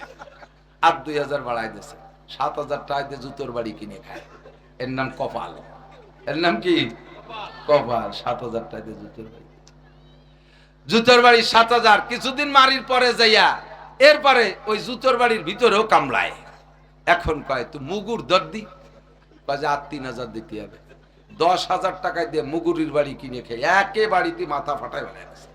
তাইলে উঠিলে সিজনে কিন্তু শক্ত থাকে, সিজন শেষ হয়ে গেলে যে ঘরের মাছ কোনায় কোনায় এখানে দলাবলা রেত হয় না, বৃষ্টি বাদল লাগতে লাগতে তাইলে উঠিলে নরম হয়ে যায়, তারপরে কিন্তু মুসমুসি হয়ে যায়। ওর মাথার মগজ সব খেয়ে ফেলাইছে, বাড়ি দেশে আর তাইলে উঠিলের মতো ভাঙ্গে চুরচুর হয়ে গেছে, মশাটা বুড়ো আঙ্গুল দেখাতে দেখাতে চলে গেছে। করলি না কিছু, করলি না কিছু। ফাতাবিরু ইয়া উলিল আবসার, জ্ঞান থাকলে উপদেশ গ্রহণ করো। ইব্রাহিম আলাইহিস সালাম সেখান থেকে সুস্থভাবে বেরিয়ে আসেন, সেই জান্নাতি জামা গায়ে, কন্যা সুবহানাল্লাহ। আল্লাহ পাক রব্বুল আলামিন জিবরাইলকে কয় খাট খান্ডে সংগ্রহ করো, ওই আগুনের ভিতরে খাট খান সংগ্রহ করো, জামাটা ইব্রাহিমের গায়ে থাক, খাট খানও একদিন কাজে লাগবে, জামাও একদিন কাজে লাগবে। জামা নিয়ে চলে এসেছে ইব্রাহিম আলাইহিস সালাম, শান্তিতে উনার জিন্দেগি কাটাইলেন। এরপরে যাই আল্লাহু আকবার, ইব্রাহিম আলাইহিস সালামের ছেলের নাম ইসমাইল আলাইহিস সালাম, আরেক ছেলের নাম ইসহাক আলাইহিস সালাম। ইসহাক আলাইহিস সালামের বংশে নবী বেশি, ইসহাক আলাইহিস সালামের বংশে হাজার হাজার লক্ষ লক্ষ নবী, লক্ষ লক্ষ নবী, হাজার হাজারও না। এমন একটা সময় গেছে বনি ইসরাইল, এই যে নেতানিয়াহু ইসরাইলের গোষ্ঠী, এই বেয়াদবের বাচ্চারা ডেলি প্রত্যেক দিন রাতভর বিভিন্ন মহল্লায় মহল্লায় নবী ছিল, গোষ্ঠীতে গোষ্ঠীতে নবী ছিল। এক এক রাত্রে 70 জন নবীকে কালেকশন কইরা সকালবেলা 70 জন নবীরে জবাই না দিয়া সকালে নাস্তা খাইতো না। এরা সেই পূর্বের বেয়াদব নেতানিয়াহুর গোষ্ঠী। হাজার হাজার নবী ইসহাক আলাইহিস সালামের বংশে। ইসহাক আলাইহিস সালামের ছেলে নাম ইয়াকুব আলাইহিস সালাম। ইব্রাহিম আলাইহিস সালামের দুই ছেলে ইসমাইল আর ইসহাক। ওই জামাটা মিরাজ সূত্রে, ফিরাসাত সূত্রে হযরত ইসহাক আলাইহিস সালাম পেয়েছেন। ইব্রাহিম আলাইহিস সালামের জামা, আব্বার জামা, জান্নাতি জামা যত্ন করে রাখছেন। কিছুদিন পরে যখন ইসহাক আলাইহিস সালামের ইন্তেকাল হয়, এবার ওই জামাটা ওনার সন্তানদের মধ্যে পাইছে ইয়াকুব আলাইহিস সালাম। উনিও দাদার জামা যত্ন সহকারে রেখেছেন। এই জামা খুব যত্ন করে রাখেন, বছরে একদিন মাত্র ঈদের দিন, 2 দিন ঈদের দিন ব্যবহার করে। এরপরে যাই হযরত ইয়াকুব আলাইহিস সালামের 11 ছেলের ভিতরে, 12 ছেলের ভিতরে আল্লাহু আকবার সবচাইতে প্রিয় সন্তান ইউসুফ আলাইহিস সালাম। আল্লাহ পাক যাকে রূপ দিয়েছেন কি পরিমাণ, তাফসীরের ভিতরে লেখে তাকে 17 সূরা, গোটা মানব জাতির জন্য যে রূপ আল্লাহ বরাদ্দ করেছেন তার অর্ধেক একা ইউসুফ আলাইহিস সালামকে দান করেছে। শুনলেন আর সুবহানাল্লাহ বললেন, একটু ভাবছেন কি কইছি? আদম থেকে নিয়ে কিয়ামত পর্যন্ত মানুষের একটা মানবিক রূপ আছে, আছে না? প্রত্যেক জাতি গোষ্ঠীর, বাঘের একটা বাঘ রূপ আছে, বিড়ালের একটা বিড়াল রূপ আছে, কুত্তর একটা কুত্তর রূপ আছে। তো মানুষের যে মানবিক রূপ, চেহারা, এটাকে টোটাল ভাগ করে একজন মানুষের অর্ধেক দিয়েছে, সেই মানুষটা ইউসুফ আলাইহিস সালাম। আল আইনু হাক্কুন, আর যে অর্ধেক না, ওই অর্ধেকের অর্ধেক, অর্থাৎ টোটালের 4 ভাগের 1 ভাগ, 25%, চাইরে না শিখি ইউসুফ আলাইহিস সালামের দাদি রে দিয়েছে। 2 দাদি পুতায় পাইছে 12 আনা, আর চাইরে না আমরা সারা গোষ্ঠী ধরিয়া, আরো চলতে থাকবে কিয়ামত পর্যন্ত। তাহলে বোঝেন যে ইউসুফ আলাইহিস সালামের চেহারাটা কেমন ছিল। এই চেহারার উপরে জুলাইখা আশেক হয়ে যাওয়াটা জুলাইখার আদৌ দোষ না, যে কেউ তারপর পাগল হতে বাধ্য। আল্লাহু আকবার। এই চেহারার উপরে আল আইনু হাক্কুন, হাদিসের শব্দ, মানুষের চোখ কুদৃষ্টি, এটা খুব ক্রিয়াশীল। এজন্য জাস্ট মাঝে না লাগাইয়া আমাদের মা বোনরা, মুসলিম মা বোনরা বাচ্চাদেরকে, ছোট শিশু বাচ্চাদের দেখবেন কপালের এই কেনিতে একটা কালো ভুটা দেয়, মাঝে দিয়ে হারাম, এই কেনিতে বা এদিক সেদিক একটা কালো দাগ দিয়ে দেয়। আমাদের দেশে এই কুনজরেতে বাঁচার জন্য কদু গাছে বড় বড় পাতা হলি বেড়া, তাতে কদু হবে ভালো, এর গাছের দিক মানুষের কুনজর লাগার বাইতে ওর গলায় একটা তাবিজ দিয়ে দেয়, সিরা ভিসিয়ে না, ভাঙ্গা পুরন ভিসে, মুড়ো ভিসে, শলা, তারপরে কুরবানির কাল্লার মাথা, তারপরে ভাঙ্গা আড়িতে চুনকালি দিয়ে দেয় না, তাবিজ দিয়ে দেয় যাতে কদু গাছে বদনজর না লাগে। ইয়াকুব আলাইহিস সালাম ইউসুফ আলাইহিস সালামের উপরে বদনজর লাগার ভয়তে ওই জান্নাতি জামাটা ওইটারে বইটা তাবিজ বানাইয়া একটা মাদুলিতে পরে ইউসুফ আলাইহিস সালামের গলায় ঝুলিয়ে দিয়েছে যাতে কুদৃষ্টি না লাগে। শুরু হয়েছে এখান থেকে নতুন আর এক খেলা। কষ্ট হচ্ছে নাকি? আমি কিচ্ছা কাহিনী খুব একটা কইলে মশলা কেন যেন এসে গেছে, বিরক্ত হয়েন না, সামনে কথা আছে। এবার ইউসুফ আলাইহিস সালামের গলায় এই জামা। কিছুদিন পরে যখন ইউসুফ আলাইহিস সালামের ভাইরা ইউসুফ আলাইহিস সালামের কূপের মধ্যে ফেলাইছে না, এই কূপটা তো পরিষ্কার না, অপরিচ্ছন্ন, অব্যবহৃত, পরিত্যক্ত। ওই জঙ্গলের ভিতরে মাঝে মাঝে একটু পানি ওঠে, আর যারা ছাগল গরু উঠদুম বা ভেড়া চড়ায় ওরা ওখান থেকে একটু গরু ছাগলের পানি খায়। মানুষের খাওয়ার যোগ্য পানি না, ভিতরে অনেক নোংরা, বরঞ্চ বলা হয় ডাস্টবিনের মতো, শহরের আশেপাশের ময়লা নোংরার মধ্যে ফেলায়। এই কূপের ভিতরে ইউসুফ আলাইহিস সালামের ভাইরা সেদিনও ইউসুফ আলাইহিস সালামকে জামা কাপড় খুলে উলাঙ্গা করে ওর ভিতরে ফেলাচ্ছিল। ইব্রাহিম আলাইহিস সালামকে যখন নমরুদ উলাঙ্গা করে, আল্লাহ পাক কয় আমার বন্ধুরে আমি উলাঙ্গা দেখতে চাই না, জিব্রাইল তাড়াতাড়ি জান্নাতি জামা পরাইয়া দাও। ওই জামাটা পরাই দিয়েছিলেন। আজকে যখন ইউসুফ আলাইহিস সালামকে কূপের মধ্যে ফেলায়, আজ ওই ইউসুফ আলাইহিস সালাম একদিন নবী হবে। আল্লাহ জিবরিলকে বললেন আমার বন্ধুরে এক সেকেন্ডের জন্য উলাঙ্গা দেখতে চাই না, তারও জান্নাতি জামা পরাও। জিব্রাইল কয় আল্লাহ কোন জামা? কয় তার গলায় যে জামাটা তার পর্দাদার, তার তাওহীদার যে জামাটা আছে ওই জামাটা তার গলায় ঝুলানো আছে, ওইটাই পরায় দাও। এইবার জিবরিল আলাইহিস সালাম আইসা কেনে আঙ্গুলের খোসা দিয়া তাবুজির থেকে জামা বের করে একদিক দিয়ে ইব্রাহিম ইউসুফ আলাইহিস সালামের ভাইরা গায়ের কাপড় খোলে, আর একদিক দিয়ে জিবরাইল ওই জামা পরাইয়া দেয়। ভাইরা কয় ল্যাংটা তো করলাম ইউসুফ রে, তার শরম তো দেখা যায় না। কেন দেখা যায় না তা তো জানে না, জান্নাতি পোশাকে ঘিরে ফেলাইছে। এবার খাটের নিচে ব্যবস্থা কি হবে? সেই খাটখান, যেই খাটখান ইব্রাহিম আলাইহিস সালামের আগুনের মধ্যে দিয়েছিল, ওই খাটখান জিবরিল আবার আইনা ইব্রাহিম ইউসুফ আলাইহিস সালামের কূপের নিচে বিছাই দিয়েছে। সুন্দর করে জান্নাতি জামা গায়ে, জান্নাতি খাটে বসা। বলেন না সুবহানাল্লাহ। আপনি যদি ইমানদার হন, আল্লাহকে যদি এমন একটা ইমান দেন, আল্লাহ এইরকম পুরস্কার নিয়ে আপনার জন্য প্রস্তুত। আল্লাহ কয় আমিনু কামা আমানান নাস, আমিনু কামা আমানান নাস। তুমি যদি ইব্রাহিম আলাইহিস সালামের মতো ঈমান আমারে দিতে পারো, আমি তোমারে আগুনের থেকে বাঁচার ব্যবস্থা করে দেব। তুমি যদি ইউসুফ আলাইহিস সালামের মতো ঈমান আমারে দিতে পারো, এমন কূপের ভিতরে তোমারে জান্নাতি পরিবেশে আমি রাখতে পারি। তুমি যদি মুসা আলাইহিস সালামের মায়ের মতো ঈমান আমারে দিতে পারো, তাহলে মুসা নবীকে সাগরে ফেলাই দেওয়ার পরে ফিরাউনের ঘরে উঠাইয়া আমি আল্লাহ লালন পালন করতে পারি। তুমি যদি ইব্রাহিম আলাইহিস সালামের মায়ের মতো মা, হে দুনিয়ার মারা ইব্রাহিম আলাইহিস সালামের মায়ের মতো ঈমান, মায়ের ঈমানের মতো একটা ঈমান তুমি দিতে পারো, তাহলে নমরুদের মতো বিশ্ব জালেমের হাত থেকে যেমন ইব্রাহিম রে বাঁচাইছি, তোমার সন্তান রে ওরকম বাঁচাইতে পারি। কথা বলেন পারে? জোরে বলেন পারে? লাগবে আলো ঈমান। একটু বলেন কি লাগবে? আমিনু, মানে আমি তো ঈমানদার। কি ঈমানদার? রাস্তায় 10 টাকার নোট পালিয়ে এদিক ওদিক টাকায় ধরে ভগেটে বড় ছাড়া, এই তো আপনার ঈমান। 10 টাকার নোটের কাছে ঈমান কায়। 10 টাকার 5 টাকার কয়েন ফেলানো বালি, শেষ সময় ডাইকে কয় এই তুমি আইটে গেলে তোমার পয়সা বাড়ছে নাকি? 5 টাকার নোট তো, এই তোমার টাকা বাড়ছে। যদি 1000 টাকার নোট হয় এদিক ওদিক টাকায় ধরে ভগেটে নোট। বড় নোট দেখলে ঈমান শেষ, বড় নোট দেখলে ঈমান শেষ, বড় জায়গা দেখলে ঈমান শেষ। আরে বড় কোন পদ দেখলে ঈমান শেষ। ঈমান থাকতে হবে সর্বহালাতে। আমার সুখের সময় আলহামদুলিল্লাহ, বলেন সুখের সময় আলহামদুলিল্লাহ, দুঃখের সময় আলহামদুলিল্লাহ। অনেকটাই জানি এই মুহূর্তে অনেক কষ্টের ভিতর দিয়েও হালাত জিজ্ঞেস করলে বলে হযরত আলহামদুলিল্লাহ। এমন হাসি মুখে আলহামদুলিল্লাহ যেমন হযরত আইয়ুব আলাইহিস সালাতু ওয়াস সালামের আলহামদুলিল্লাহ। 18টা বছর পোকায় খাইয়া গায়ে তো কোনো রক্ত মাংস ছিল না, এ পড়ে রয়েছে মনে হয় যেন এটা পোকার স্তূপ, পোকার স্তূপ। জিবরিল আলাইহিস সালাম সন্ধ্যের সময় এসে জিজ্ঞেস করছে আসসালামু আলাইকুম কাইফা হালুকা ইয়া আইয়ুব, ভাই আইয়ুব কেমন আছেন? সারা গা পোকায় খেয়ে ফেলছে। জিবরাইল দেখতেছে, ডেলি 2-3 বার এসে দেখে। আজকে কি জিজ্ঞাসা করার দরকার আছে? এই জিজ্ঞাসার জবাবটা কেমন দেয়? ঈমানের পরীক্ষা নেওয়ার জন্য জিজ্ঞাসা। আমাকে যদি এমন হালাত হইতো, আর যদি কেউ এসে জিজ্ঞাসা হুজুর কেমন আছেন, আমরা কি করতাম? কানায় গেছে দেখো না কিরম আছি। এই যে সেদিন তবলিগিতে আইতে পারলাম না, এরপরে এই যে পড়ছি তো আর উঠিনি, আল্লাহ তো ধরছে আমারে। আমরা জব দেই। আর আইয়ুব আলাইহিস সালাম জব দিলেন কি? সারা গায়ে পোকা, মুখে মাংস থাকলেই না হাসিটা টের পাওয়া যায়। কথা কন, মুখে ঠোঁট থাকলে হাসিটা টের পাওয়া যায়। এই কণ্ঠের মাধ্যম দিয়ে, এই পুলাসর কণ্ঠের মাধ্যম দিয়ে এমন একটা খুশি প্রকাশ করলেন, সাথে সাথে উত্তরও দেন নাই। সালাম দিছে, উত্তর সাথে দেয় নাই, একটু পরে উত্তর দিয়ে কয় ওয়া আলাইকাস সালাম আলহামদুলিল্লাহ। একটু বলবেন কেমন আছেন? আপনারা কেমন আছেন? আরে বলেন না কেমন আছেন? আওয়ামী লীগ হারিয়ে গেছে এই জন্য কি আমরা মরে গেছি? আমাকে কি হয়েছে? কিচ্ছু হয় নাই, বলেন আলহামদুলিল্লাহ। হাজার আমলিগ যাক, হাজার বিএনপি যাক, আমার আল্লাহ আছে। একক তো না খেয়ে নাই কতক্ষণ।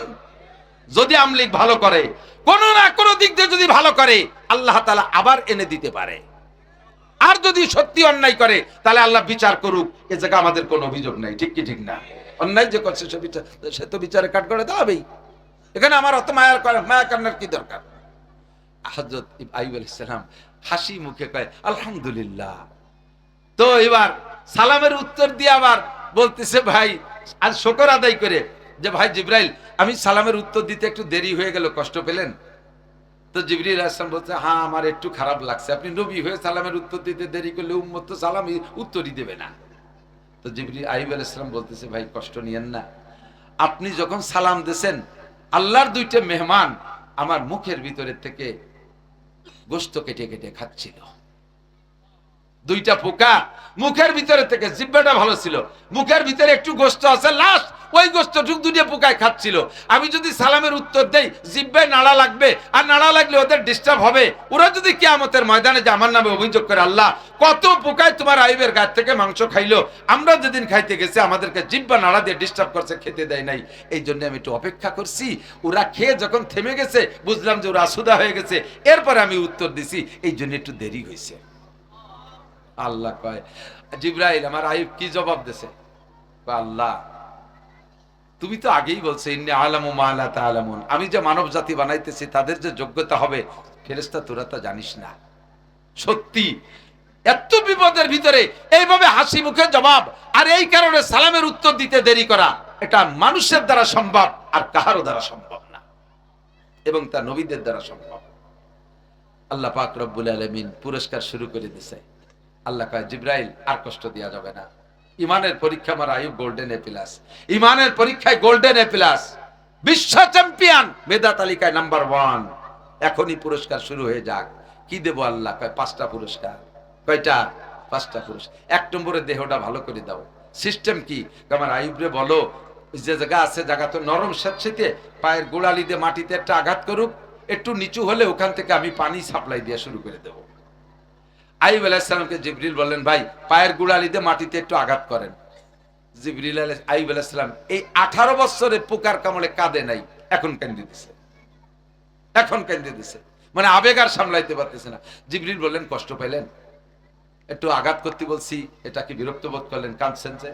আইয়ুব আলাইহিস সালাম বলতেছে, ভাই এখন কান্না আসলো, আমি যে পা দিয়ে আঘাত করবো মাটিতে, পায়ের গোড়ালি দিয়ে, আমার পায়ে তো গোড়ালিই নাই, আমার পায়ে তো গোড়ালি না, আমি আঘাত করবো কি দিয়ে? যা পারেন করেন। ওয়াল্লাযীনা জাহাদু ফীনা লানাহদিয়ান্নাহুম সুবুলানা ওয়া ইন্নাল্লাহা লামাআল মুহসিনিন। আপনার চেষ্টা যেখানে যে শেষ হবে, আল্লাহর রহমত সেখান থেকে শুরু হবে, আল্লাহর রহমত সেখান থেকে শুরু হবে। আপনি যা পারেন তাই করেন। আইয়ুব আলাইহিস সালাম কোনো মতে একটু পায়ের গোড়ালিটা মাটিতে রাখছে, জান্নাতি পানির ফোয়ারা জারি হইয়া গেছে। জিবরিল আলাইহিস সালাম কাদা দিয়ে হাউস বানায় পানি আটকাই দিয়া এবার বললেন, এই পানি খান আর গোসল করেন। পানি একটু পান করলেন, আর সিটে একটু গায়ে গোসল করলেন। সঙ্গে সঙ্গে একেবারে সেকেন্ডের ভিতরে, মুহূর্তের ভিতরে আগের চাইতে সুন্দর সুঠম একটা বডি তৈরি হয়ে গেছে, একটা পোকাও নাই। 1 নম্বর পুরস্কার, দেহ সুন্দর। 2 নম্বর, জিবরাইল ব্যাগ খুইলা জান্নাত থেকে 1 সেট পোশাক, জামা জামা দেশে, পাজামা দেশে, পরাইয়া দেশে। 3 নম্বর হলো টুপি দেশে। 4 নম্বরে একটা পাগড়ি দেশে। 5 নম্বরে একখান জায়নামাজ দেশে। এটা জান্নাতি জায়নামাজ নিয়ে যান। বলে দেই নাই যে কোন ওয়াক্তের কয় রাকাত নামাজ পড়বেন। তখন ছিল মাগরিবের সময়, মাগরিবের সময় ছিল। ওই সময় হযরত আইয়ুব আলাইহিস সালাতু ওয়াস সালাম আল্লাহর পুরস্কার পাইয়া ইমানি পরীক্ষায় পাশ করতে পারে শুকর আদায় করে 4 রাকাত নামাজে দাঁড়াই গেছে মাগরিবের সময়। মাগরিবের ফরজ নামাজ কয় রাকাত? 3 রাকাত। 4 রাকাত নামাজে দাঁড়াই গেছে। 4 রাকাত পড়তে যে খুশিতে কানতে কানতে 3 রাকাত পড়ে সালাম ফিরিয়ে দিছে। জিবরাইল কয়, নাওয়াইতালি আরবা ওয়া সাল্লামতু আলা সালিস রাকাত। 4 রাকাতের নিয়ত করলেন, 3 রাকাত পড়ে সালাম ফিরিয়ে দিলেন। কি করলেন? আল্লাহ পাক কয়, জিবরাইল তুমি আমার আইয়ুবের নামাজে লুকমা দাও কা, তুমি কি তার সাথে নামাজে দাঁড়াইছো? তুমি তো বাইরের লোক, তুমি লুকমা দাও কা। কাল এই জায়গা তো আর কেউ না, আমি দেখতেছি 4 রাকাতের নিয়ত করলো তো একটু আগে শুনলাম, এখন আবার 3 রাকাত পড়ে সালাম দিল, ভুলে গেল নাকি স্মরণ করে দিই। আল্লাহ কাছে যা পড়ছে আর লাগবে না, ওই 3 রাকাত আমার কাছে অত্যন্ত প্রিয় এবং এই 3 রাকাত কিয়ামত পর্যন্ত চলতে থাকবে। আখেরি নবী মুহাম্মদুর রাসূলুল্লাহ সাল্লাল্লাহু আলাইহি সাল্লামের উম্মতের উপরে মাগরিবের এই 3 রাকাত আমি ফরজ কইরা দিলাম। আল্লাহু আকবার। কিয়ামত পর্যন্ত যত মানুষ আসবে মুসলমান এই 3 রাকাত মাগরিবের নামাজ পড়বে, যার নেকি পড়নেওয়ালা তো সে পাবেই পাবে, সাথে সাথে আল্লাহ আইয়ুব আলাইহিস সালামের আমলনামায় সমপরিমাণ নামাজের নেকি পাঠাইয়া দিবে। আপনি যদি এরকম একটা ঈমান দিতে পারেন, এমন একটা পুরস্কার আপনার জন্য প্রস্তুতি নিয়ে আছে। ধৈর্যের সাথে পুরস্কার নিতে থাকেন। আল্লাহ কয় ওয়াস্তাইনু বিস-সাবরি ওয়াস-সালাহ ইন্নাল্লাহা মা'আস সাবিরিন। ধৈর্যের সাথে সবকিছু মোকাবেলা করো, আল্লাহ ধৈর্যশীলের সাথে। আমরা সব আপদ বিপদে ধৈর্য ধারণ করতে পারবো তো ইনশাআল্লাহ? আল্লাহ তাআলা সহি সবরে জামিল, সঠিক ধৈর্য ধারণ করার তৌফিক দান করে, বলেন আমিন। ধৈর্য ধরবেন, পাগলামি করবেন না। পাগলামি করলেই ক্ষতি হয়ে যাবে। ইমানের পরীক্ষা আল্লাহ যেন আমাদেরকে পাস করার তৌফিক দেয়। আল্লাহ পাস করার তৌফিক না দিলে ফেল করব। এর যুগের ইমান ধরে রাখা সবচাইতে বড় কঠিন। নবী পাক বলেন, তাজা কয়লার আগুন হাতে রাখা যত কঠিন, আখেরি জামানায় ইমান ধরে রাখা তার চেয়ে কঠিন হবে। এখন এসে গেছে সেই মুহূর্ত, একটুও বাকি নেই, এসে গেছে সেই মুহূর্ত। কাজে আমরা ইমানি পরীক্ষায় পাস করতে প্রস্তুত তো? আল্লাহ কবুল করুক। এরপরে যাইয়া শেষ ফিনিশিং আর কি বলবো নাকি? ইব্রাহিম হযরত ইউসুফ আলাইহিস সালাম ওই কুয়ত থেকে, না শেষের টুক বলবো না, মজা খানিক রয়ে গেছে সামনে। ফাঁকে যে কয়টা টাকা লাগবে, যে কি অল্প কিছু টাকা লাগবে, টাকা কয়টা দিলি কব নালি কব না। আপনারা দেবেন না, দেবে কিনা? আমার ডিআইজি সাহেব সব জায়গা দেয়, আলহামদুলিল্লাহ। আল্লাহ তারা আরো তৌফিক দিক, বলেন আমিন। মাদ্রাসাকে খুব লক্ষ্য রাখে, উনার পরিবার আরো পাইকেন্দ্রিক সব উনাই। একা বললে আবার অনেকে কয় যে খালি উনি দেয়নি, আমরা দিই না। আমাকে দেশের সমস্যা যেটা, সবাই দেন, উনিও দেয়, আরো দেয়, আরো দেয়, আমরাই দিতে পারি না, আমরা আরো নেই। তো তারপরও এই সমস্ত মানুষগুলোর হাত যদি বড় থাকে, হাত ভালো থাকে, আল্লাহ তাআলা দ্বীনের খেদমতের জন্য কাজে লাগায়। আমরা সবাই মিলে সহযোগিতা করব। একজন দুইজন দেবে, এই যে মানুষ কত চালাক, সুবহানাল্লাহ। মনে হচ্ছে যে আর শেষে একটু কবে না নেই ভাই আইটি যায়। নেতানিয়াহুর দলে কারা? এই ইসরায়েলের নেতানিয়াহুর দলে কারা? একটু হাত দেখাবেন। নেতানিয়াহুর দলে কারা? কি আমি একা? না, আমি তো নেতানিয়াহুর দলে না। নেতানিয়াহু, ডোনাল্ড ট্রাম্প, ওকে দলে হওয়ার মধ্যে কোনো লাভ আছে? দুনিয়া আখিরাতের কোনো লাভ নাই, দলের দরকারই নাই। আমরা নবী পাক সাল্লাল্লাহু আলাইহি ওয়াসাল্লামের দলে, সাহাবায়ে কেরামের দলে, কথা বলেন ঠিক না? আল্লাহ রাসূলের দলে কারা? একটু দো হাত, নারায়ে তাকবীর হবে, নারায়ে তাকবীর। আল কোরআনের আলো, আল হাদিসের আলো, কোরআন সুন্নাহ যেখানে, আল্লাহ রাসূল যেখানে, মসজিদ মাদ্রাসা যেখানে, আলেম উলামা যেখানে, নারায়ে তাকবীর। দুয়ার আগে যারা চলে যাবে বুঝবো যে তারা নেতানিয়াহুর দলের লোক। আমি উপরে বসে দেখবো, ডাইয়ে দেখাবো যে নেতানিয়াহুর কয়জন যায়। কেউ যাচ্ছে না। এই তালবি আলিম গুরিশ কে বয়। আল্লাহু আকবার। তো এই ফাঁকে শোনেন, আজীব একটা সত্যি মাথায় যেটুক রয়েছে। অনেক সময় বক্তারা কৌশল করে এই নোটু বাদায় কালেকশন করে, এর স্বভাব আমার, আমি কালেকশন পারিও না। কিন্তু আমার পাইকেন্দি ইউনিয়নের ভিতরে 4-5টা মাদ্রাসা, এক পাইকেন্দি দুটি না, পাইকেন্দি 2টা, ছোট বড় যাই আছে ইউনিয়নের ভিতরে। পাইকেন্দি পঞ্চপল্লী মাদ্রাসা, সুলতান শাহী ঘোড়াদের মাদ্রাসা, পুকুরিয়া মাদ্রাসা, তেবাড়ি একটা মাদ্রাসা, উর্ফিত আমাদের পাশের ইউনিয়ন। তা আল্লাহর রহমতে ছোট যে কয়টা ছোট অল্প পরিসরে তারা চলতেছে। আল্লাহর রহমতে পাইকান্দি, পঞ্চপল্লী এবং সুলতান শাহী ঘোড়াদের মাদ্রাসা 2টাই অবস্থা তো আপনাদের চোখের সামনে জানেন, যথেষ্ট সুনামের সাথে চলতেছে। গহরডাঙ্গা বোর্ডে, ঢাকা বোর্ডে আমাদের 2টা মাদ্রাসার যথেষ্ট সুনাম আছে। এবং আমি বহির ডিস্ট্রিক্টে গিয়ে, আমাদের ডিআইজি সাহেব তো এখন মনে রংপুর পোস্টিং, আমি কয়েকদিন আগে গিয়েছিলাম। এবং মাননীয় প্রধানমন্ত্রী, আমাদের তৎকালীন প্রধানমন্ত্রী শেখ হাসিনার শ্বশুরবাড়ির থানা পীরগঞ্জ, একেবারে ওই জয়দের বাড়ির আধা কিলোমিটারের ভিতরে আমার মাহফিল ছিল। এখানে গেছি মাহফিল, আলহামদুলিল্লাহ। তো ও জায়গা যাইও গল্প দিছি, তোমরা আমাকে গোপালগঞ্জকে গোপালিয়ে বুইলে খেপা হচ্ছে, গোপালের গোপালগঞ্জ। আল্লাহর ফজলে আমাদের গোপালগঞ্জে 5 থানায় 30টার উপরে দাওরায়ে হাদিস মাদ্রাসা। বেসরকারি কওমি মাদ্রাসা পূর্ণাঙ্গ 30টা, এবং এমন সেটিংটা শুনলে আসছে জবা, প্রত্যেক 3 কিলোমিটারের মাথায় একটা 2 কিলোমিটার মাথায় পাইকেন্দি সুলতান শাহী 2 কিলোর বেশি তো হবে না, বিলাড়াড়ি এনতে 2 কিলোমিটার উত্তরে চন্দ্রদি গেলে তার 3 কিলোমিটার ওই পাশে গোপীনাথপুর, তার ওই পাশে তারাইলপুকরা, একটু পশ্চিমে গেলি সুটপা, এ পাশে ঢুকলি তো খালি মাদ্রাসা আর মাদ্রাসা। আল্লাহর রহমতে সবগুলো সুন্দর চলতেছে। অন্য ডিস্ট্রিক্টের মানুষ আর আমাদের গোপালগঞ্জের জনগণ তারা শতভাগ আমলিক করার পরও মাদ্রাসা মসজিদ উলামায়ে কেরামকে আকাশ জোড়া শ্রদ্ধা করে, একজনও পাবলিক আলেমুল উলামার সাথে বেয়াদবি করে না। আল্লাহর রহমতে এদিক দিয়ে আমরা অত্যন্ত নিরাপদ। বাইরে গেলে কয় কি, হুজুর আপনার কি গোপালগঞ্জে আপনারা হুজুররা আইজটি আছেন, তার মানে মনে হয় যে সব আমলিক করে আমাকে মারি ধরি সব করি। আমি কই যে গতবারের চেয়ে ভালো আছি, আগের চেয়ে ভালো আছি আল্লাহর রহমতে। সবাই আমাদের সাথে সহানুভূতিশীল। আপনাদের এই প্রশংসা, আপনাদের এই গুণটা, আমাদের এই গুণটা ধরে রাখতে হবে না ইনশাআল্লাহ। আমরা সকলের তরে সকলে মুরা, প্রত্যেকে মুরা পরের তরে। হ্যাঁ, কেউ একা একা চলতে পারে না, সবাই সবাই সহযোগিতা করে। আমরা সারা ইউনিয়নের ভিতরে এই মাদ্রাসাগুলো আমরা যারা আছি, পাশের ইউনিয়ন থেকে, আমাদের ইউরোপী ইউনিয়নের থেকে, আশপাশের থেকে, সব জায়গা থেকে আসে। আর ফাঁকে ফাঁকে খেয়াল করি, ফাঁকে ফাঁকে কিছু কুলাঙ্গার থাকে, সব জায়গা কিছু ব্যতিক্রম থাকে। পাইকেন্দি গ্রামের ভিতরে থেকে একজন মানুষ আমার সাথে উল্টো পাল্টা করলো, এই জন্য কি আমি সুলতান শাহী ঘোড়াদের বন্ধ করে দেবো? আবার সুলতান শাহী গ্রামে এক একজন থাকতে পারে উল্টো পাল্টা, তার কারণে পুরো গ্রাম তো খারাপ হয়েছে বলে বলতে পারবেন না। এরম গুলোকে বাদ দিয়ে বাকি আমরা সকলে সম্মিলিতভাবে প্রতিষ্ঠানগুলোকে চালিয়ে নেব আল্লাহর ওয়াস্তে, মহাব্বতের সাথে। জানের সদকা, মালের সদকা। একটা ব্যাংক যদি শুধু পেশাব করে দিয়ে তার এত সম্মান অর্জন করতে পারে, আলেম উলামাদের খেদমতে, ধর্মীয় প্রতিষ্ঠানের খেদমতে, আমার আপনার হালাল উপার্জন থেকে মহাব্বতের সাথে একজন মানুষ সর্বপ্রথম বলবেন, আমি তো সকলকে চিনি, পাইকেন্দি 1 লক্ষ টাকা, 2 লক্ষ, 5 লক্ষ টাকা দেওয়ার মানুষ আছে পাইকেন্দি গ্রামে।